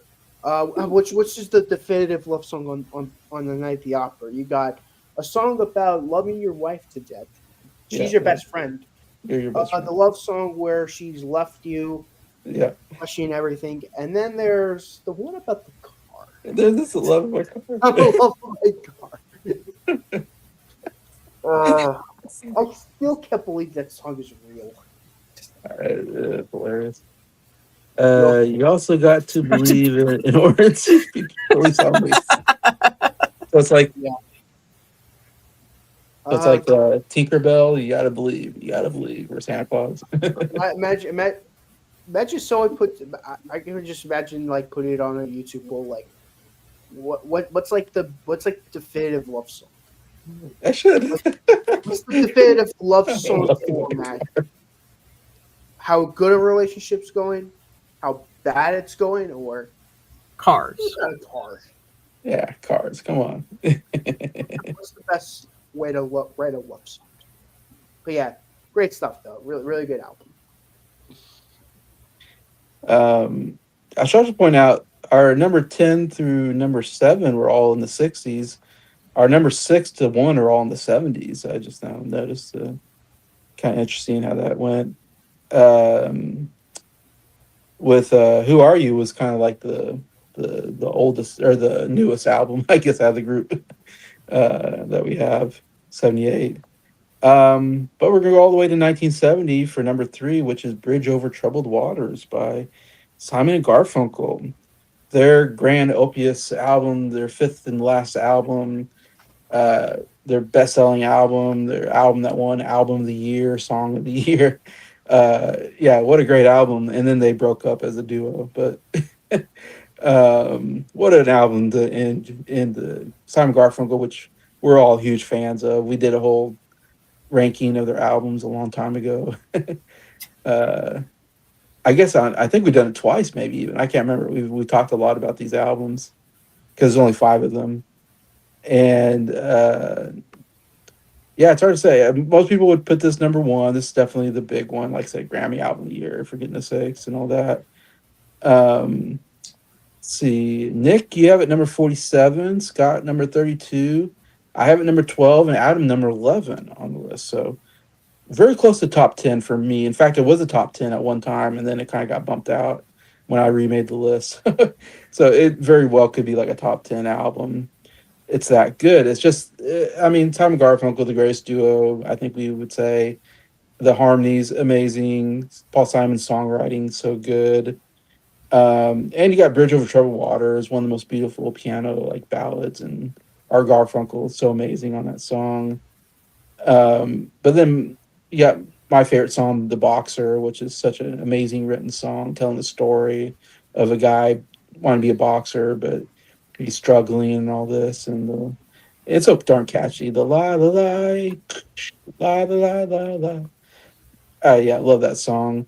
And then Cecilia is one of the most catchiest upbeat numbers of all time. I mean, how can you not sing to Cecilia? You know, Cecilia, you're breaking my heart.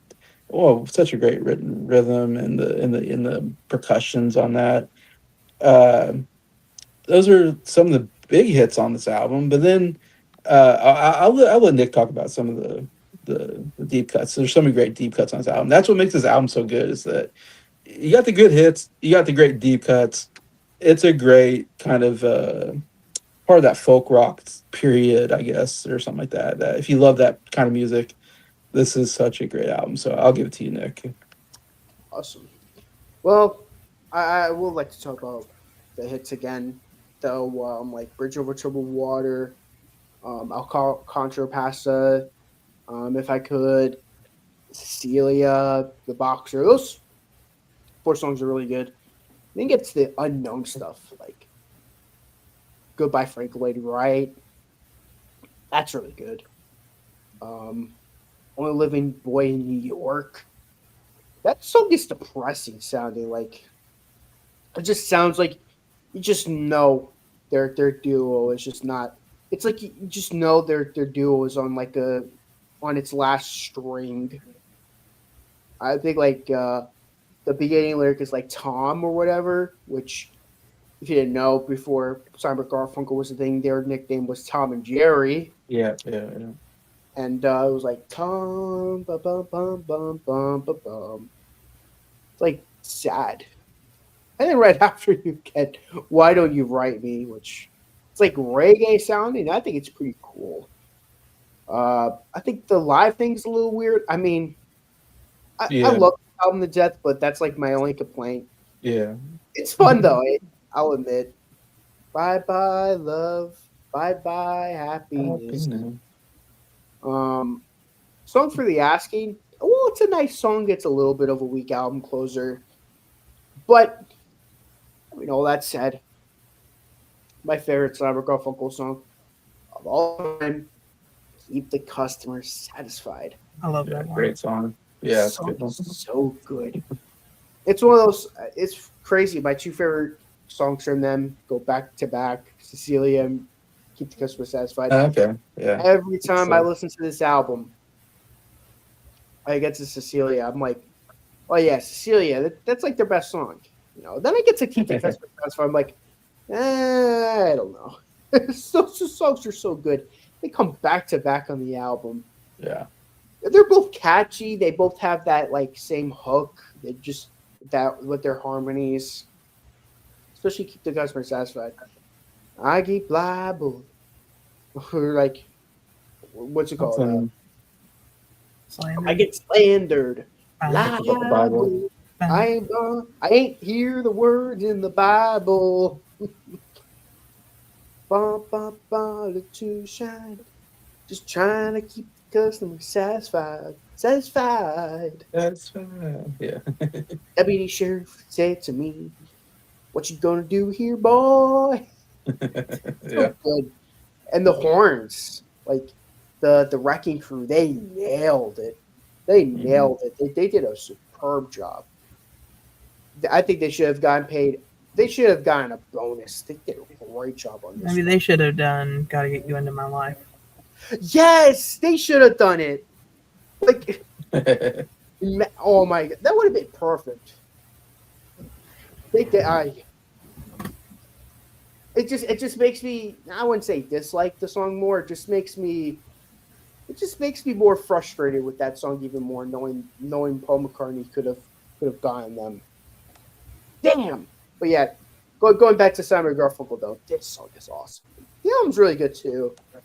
I still do prefer Parsley, Sage, Rosemary, Thyme. I still think that's an overall better album. I will say though, the highs on this album is better. Like Celia, Keep the Customer Satisfied, Bridge Over Troubled Water. I say those three songs alone are better than anything on Parsley, Sage. But man, great stuff. Especially like Bridge Over Troubled Water. It's one of those songs where I liked it, but it never clicked to me. Like I was like, oh yeah, it's a nice song. It's good. But the more I listen to it, it's one of those songs where the more I listen to it, the more I love it. Like the part where they go, sail on, silver girl. Yeah, it's so good. Yeah. Sail on by. Your time has come to shine. Oh my god, that's I remember one time I heard it in a dream. That song, like that part of that, and I remember like being like, I don't know why. Like a couple of times, it appeared in my dream that it just spoke to me for some reason. Like you ever heard you ever have those songs where you just like you like it, but you don't love it on an album, and then one day just click. You're just, this song is so good. What? I mean, I remember me, Jason, and Briar's review on the album. Like, if you saw my review on it, I liked it, but over this past year, I've really come to love the song. And I remember thinking this wouldn't be anywhere near my favorite song of all time, but it's getting there. It's getting there. It's up there. It would be in my top 500 favorite songs of all time, which I know that doesn't sound like a lot, but 500 songs, considering there's like thousands of songs. Thousands of songs. The fact that would make my top 500, that's saying something.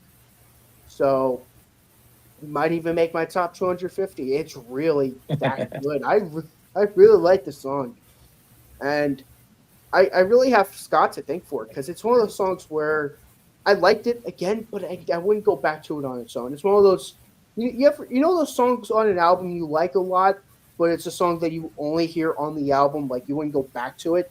That's how we was. That for a long time. That's how I felt about Bridge Over Troubled Water. It's one of those songs where it's like, okay, it's the first song of the album. I'll listen to it, but and I like it too. But it's not a song that I'm like, oh, I gotta listen to it.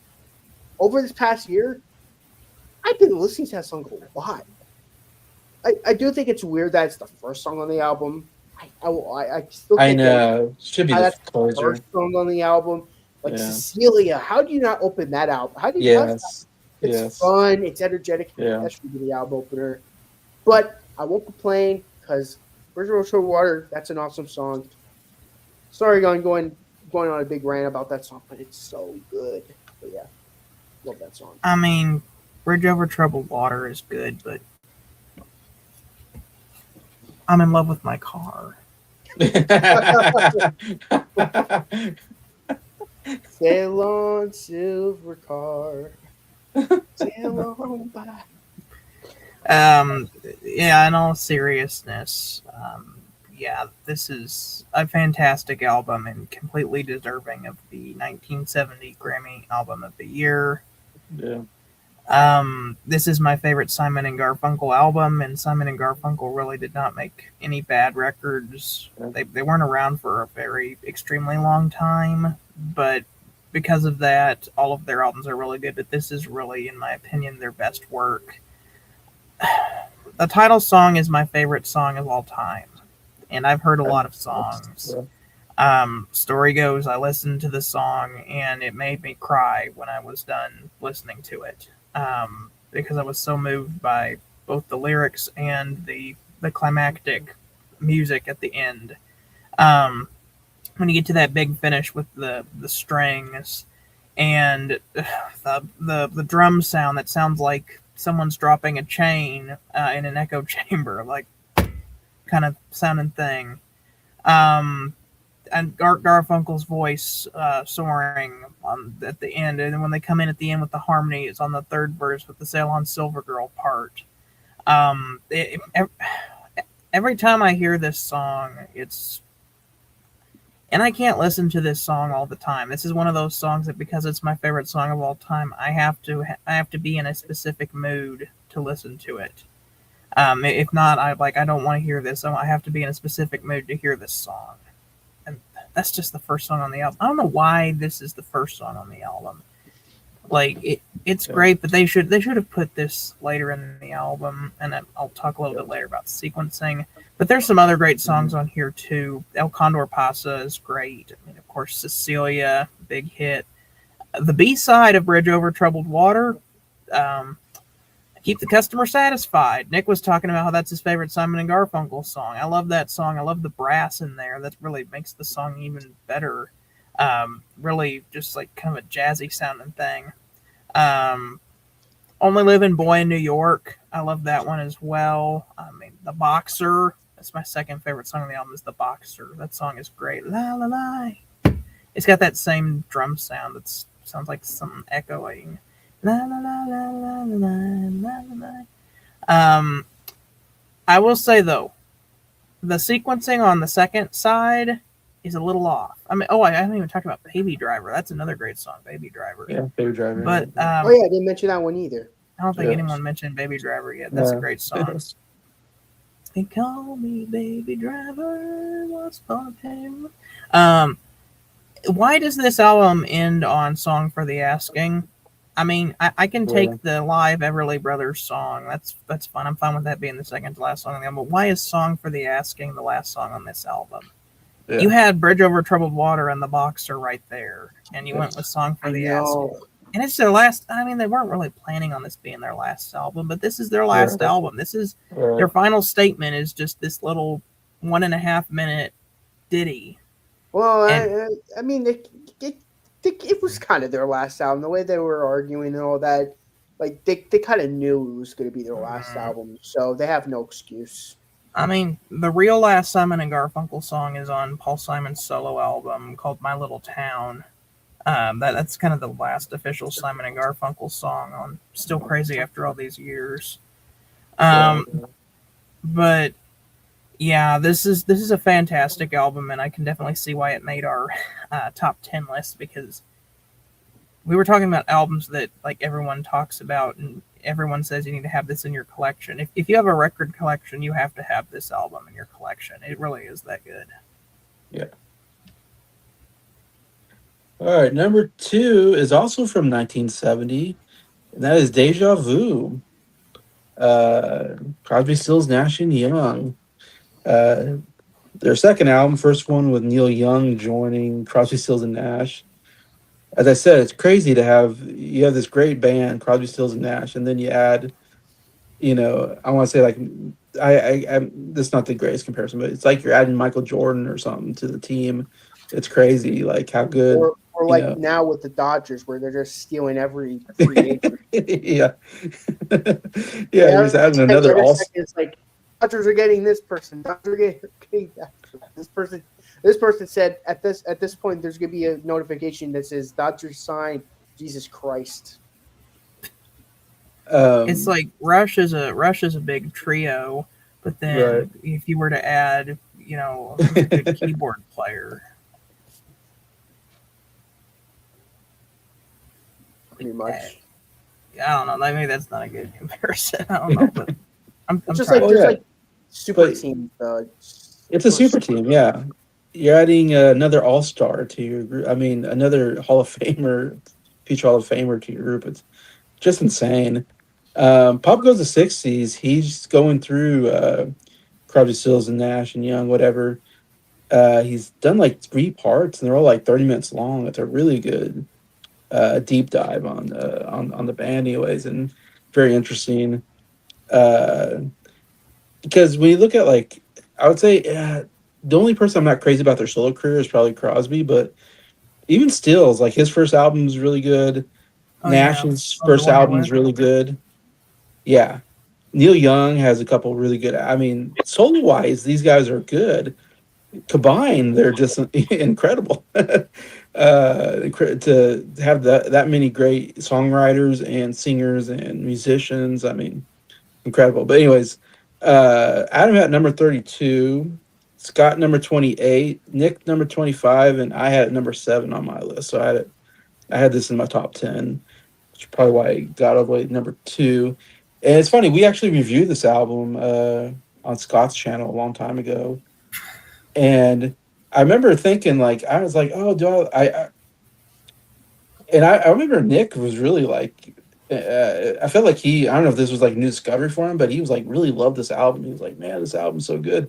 And It was more of a rediscovering rediscovery. Yeah. because when you brought up Crosby, Stills and Nash, I remember like I heard the first 2 albums like a way long ago, and I Yeah. was like, you know what?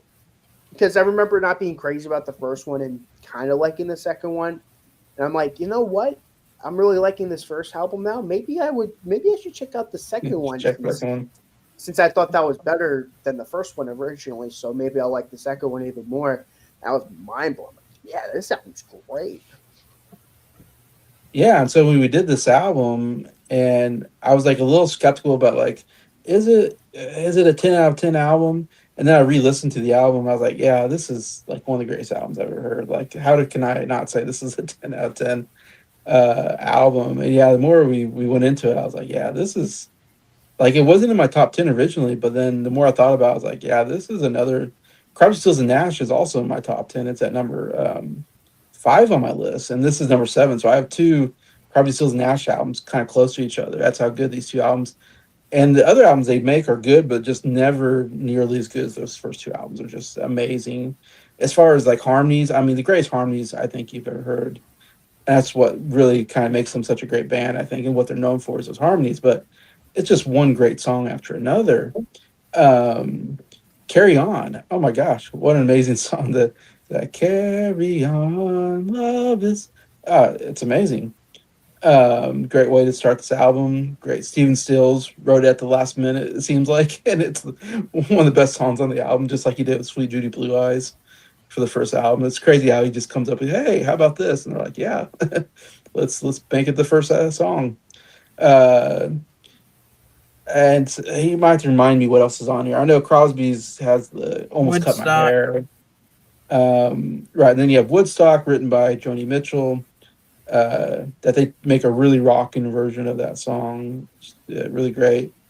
Is this has Teacher Children in Our House? Yep. Mike Nash's. Yeah.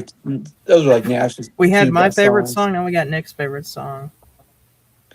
I mean, those are two great Nash songs. One of his best, two of his best songs, of course. Teacher Children, I think, was a big hit on the album. In fact, um, and then Neil Young brings in "Helpless," which I think is great, and I forget a couple other songs towards the end. It's really good as well.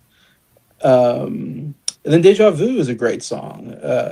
Crosby brings to the table. So all four members bring just absolutely incredible songs on this, and you have four different voices leading these songs, and it's just a perfect album in that way. I guess it's like every song's great, so much variety of different people singing. You got rockers, you got ballads, you got all kinds of stuff on here. Deja Vu is just a crazy song too. If you, when you listen to it, you're like, what is this? Like the writing is so incredible. Like you never hear anything like that on other albums. They're just on another level, I think, as writers and musicians and all that. Anyways, I don't know. So yeah, it's definitely. I'm a huge fan of Crosby, Stills, Nash and Young, and this is definitely one of the like Scott says, this is a must album. You have to have this album. You have to listen to this album. I think it's in fact it's more popular than Crosby, Stills and Nash, which is my favorite album of theirs. But I think most people would say this is their best album, and obviously it's number two on our list for a reason because all four of us really agree on this album. So yeah. So Nick, you want to talk more? Yeah, I still really love this album. Still like one of the greatest albums of 1970 for me. I mean, if they're a super group, it's kind of hard to have a bad record when Yeah. you're taking like all these talented musicians and putting them together. I've always wondered though, like imagine like a group of like a the opposite of a super group, like like a tanking group or whatever, kind of Oh like yeah, no. One of my managers at work, and I came up with the bad super group. They said on guitar we have Kid Rock.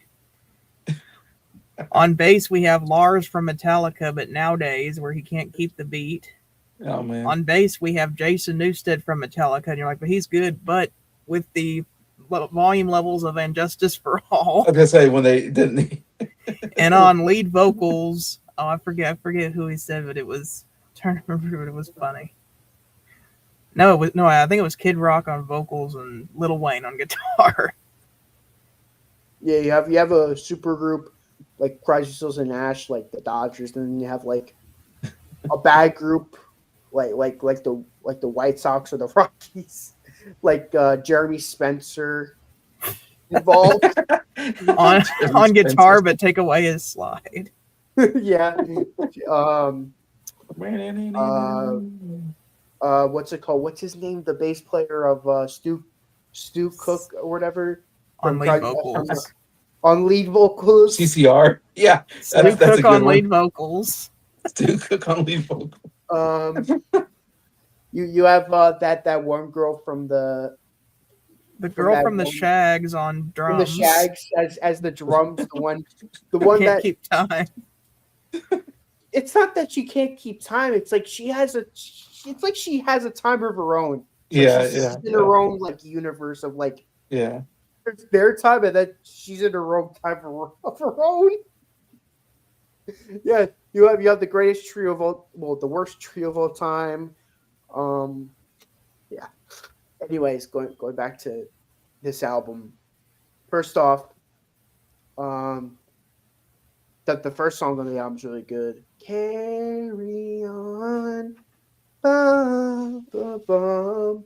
I love that song. Yeah. They get the greatest song of all time for me. Teach Your Children. Future That children. guitar is so good. The lyrics are so good. The harmonies are so good. Just everything about this song is just so good. I remember when I heard the song Rediscover this album, just like, whoa, this is so good. This is when I was really getting into this was like when I was into the Hollies too.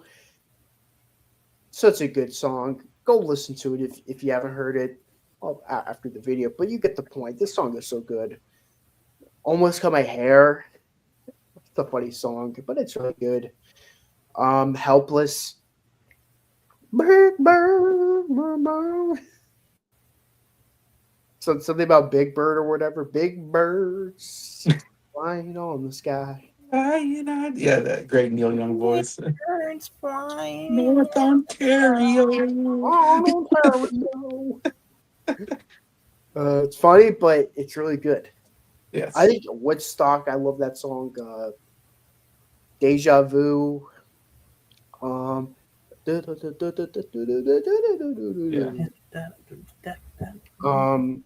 house. Our house. It's a very, very, very fine house. A plus. I think it's A+20 or 8 and 20 or whatever. Whatever it is really good. Yeah. 4 and 20. 4 and 20. Yeah. 4 and 20 or 4 and 20. So they were doing it before it was cool. 4 and 20. Very good stuff. Forgot the name of the last two songs, but they're good too. Yeah, they're good too. Country Girl and Everybody I Love You. Yes, Okay. those are great songs. Yeah, they're good too, though. But yeah, really good album though. Yeah, this is one that's been a while since I've heard, so kind of good to reevaluate it. Carry On is awesome. It's like Sweet Judy Blue Eyes Part 2. Yeah. I mean, you got Almost Cut My Hair, which you're like, this is a weird song, but in the best way possible. It's a kind of a funny story, you know. Nice rocker, Almost yeah. Cut my hair. It happened just the other day. You know, I really like that. Helpless. That's a good Neil Young song. Woodstock rocks. That song's amazing. I love the guitar on that, and I love the harmonies on there. We are stars.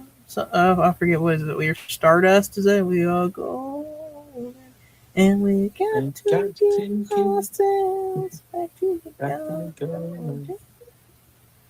Yeah, really good. Teach Your Children is another great song. I thought Nick was going to mention it. There's a little cameo from Jerry Garcia from the Grateful We don't Dead. talk about him. Garcia. Okay. In his band he played for. Or what they did at Woodstock.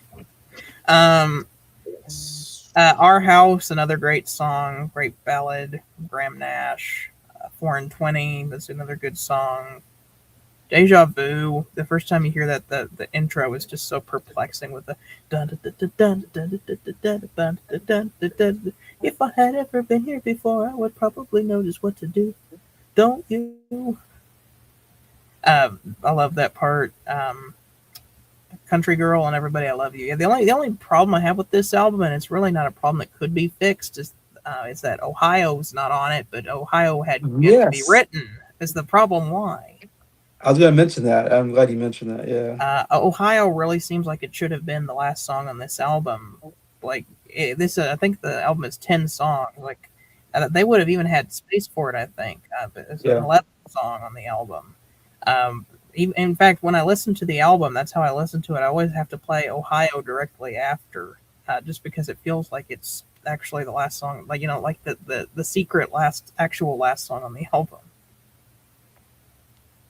Ohio is so good. That is like one of the best rock songs ever. That guitar on there.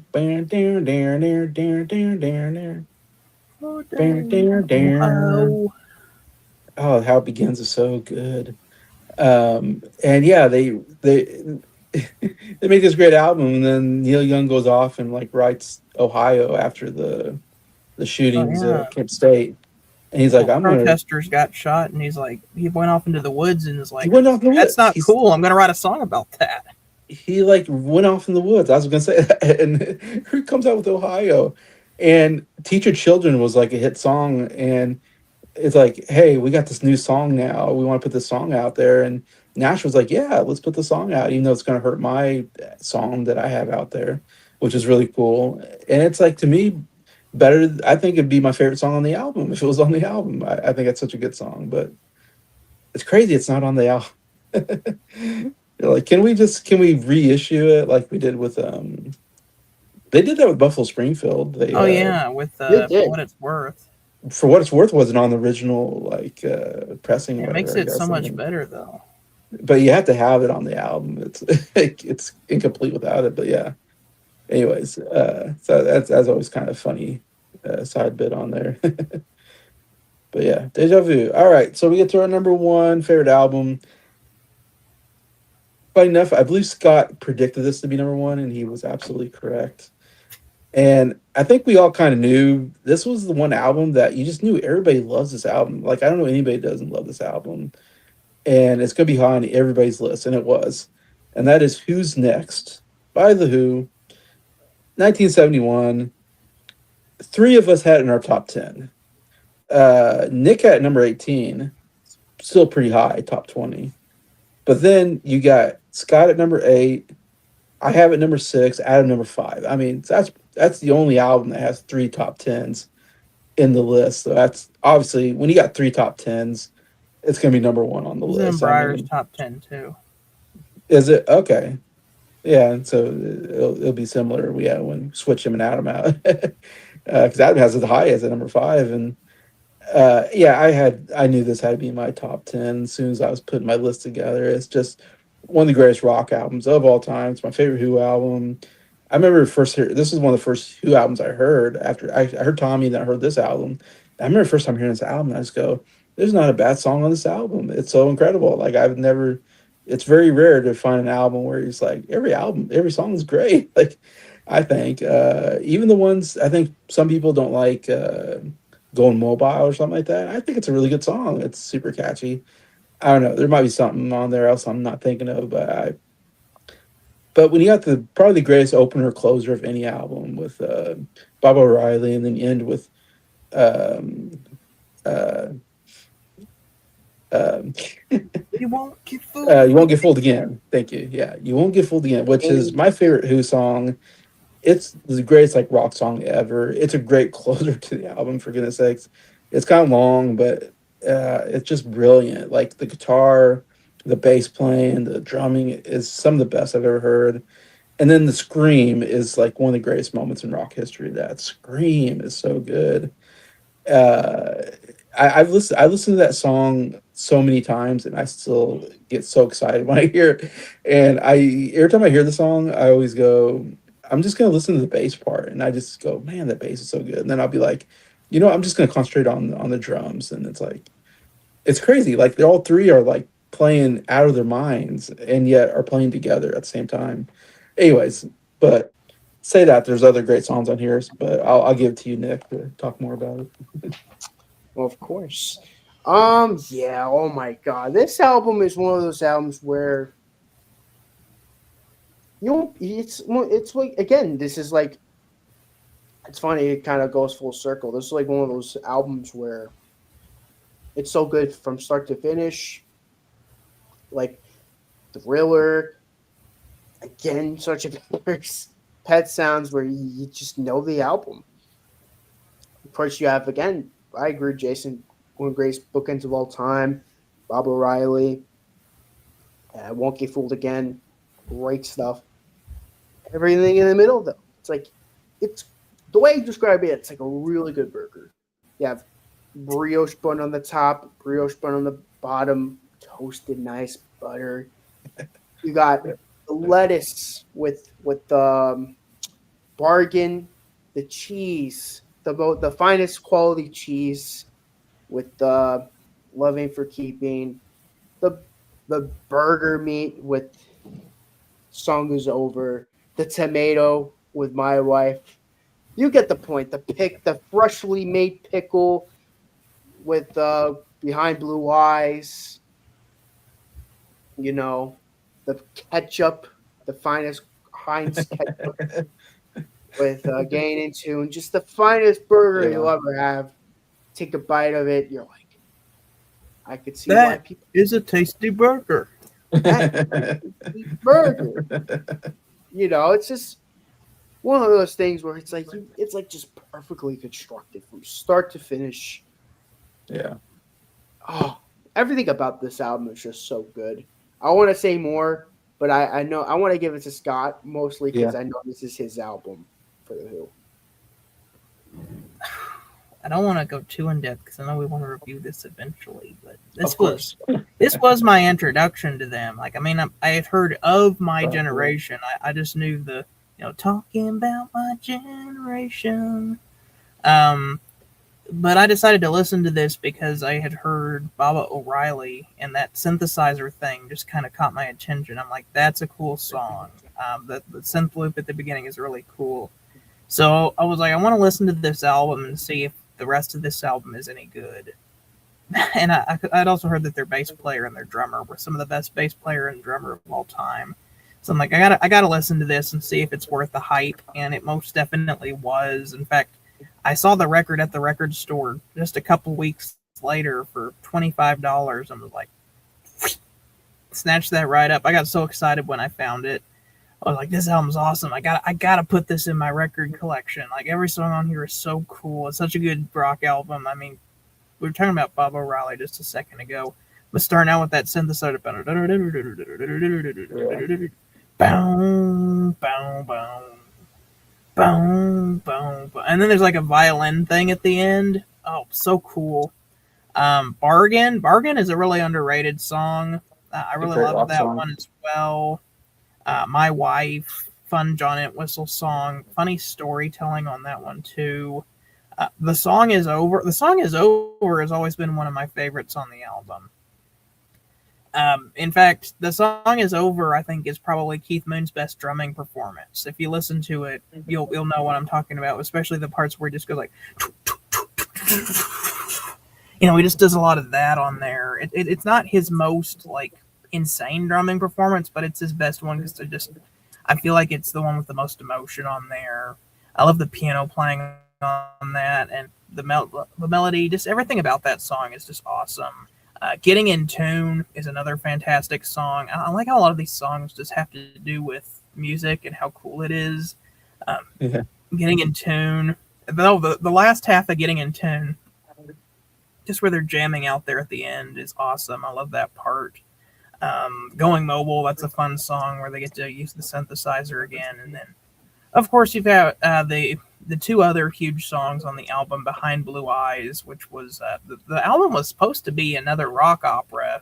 It was supposed to be bigger and weirder than Tommy, but they kind of gave up on it and kind of just released, they picked the best songs on the album and then asked Entwistle to write My Wife. And then, there's the album, which I don't know if it would have worked better as the rock opera or this way. I don't know. I'm not complaining with what we got. So good, yeah. But Behind Blue Eyes was supposed to be the villain's song, because you hear the song and you're like, what does this mean? No one knows what it's like to be the bad man. If I swallow something evil, put your finger down my throat. You're like, what does that mean? It's the villain's song. He's talking about how people see him as the villain, but he feels like he's misunderstood, and he just wants people to to try to understand him better. That's what the song really means there. And then, well, of course, I love the switch up midway through the song where it goes from the ballad to the rock section. And then Won't Get Fooled Again. That song is just the definition of epic. That cool organ thing at the beginning. So much great jamming. And then my favorite part of the song is when it all just kind of cuts out and you get that organ comes in again and you get the drums like and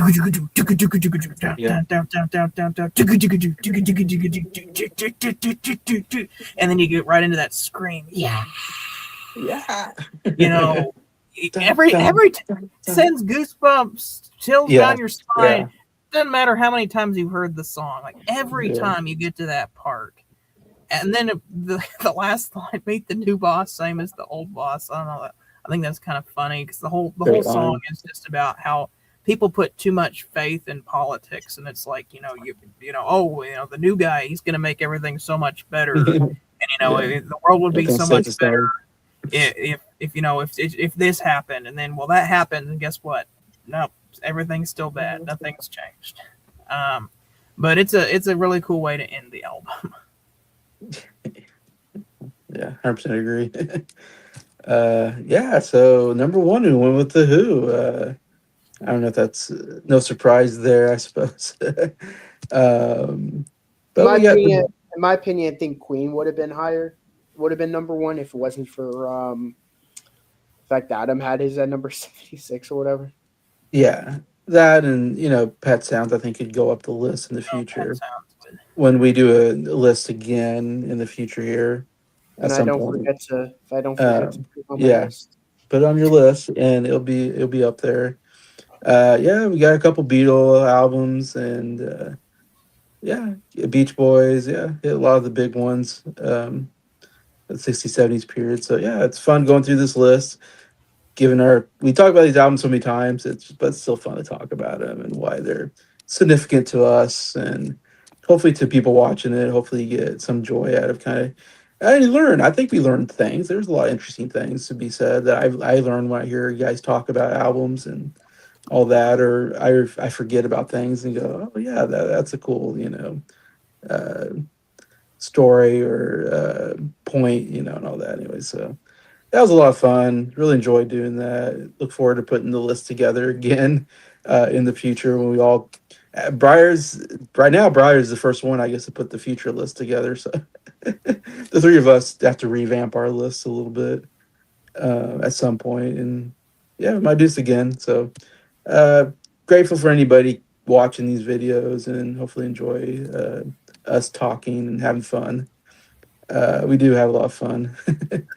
And so thanks to Nick and Scott for joining me and doing this.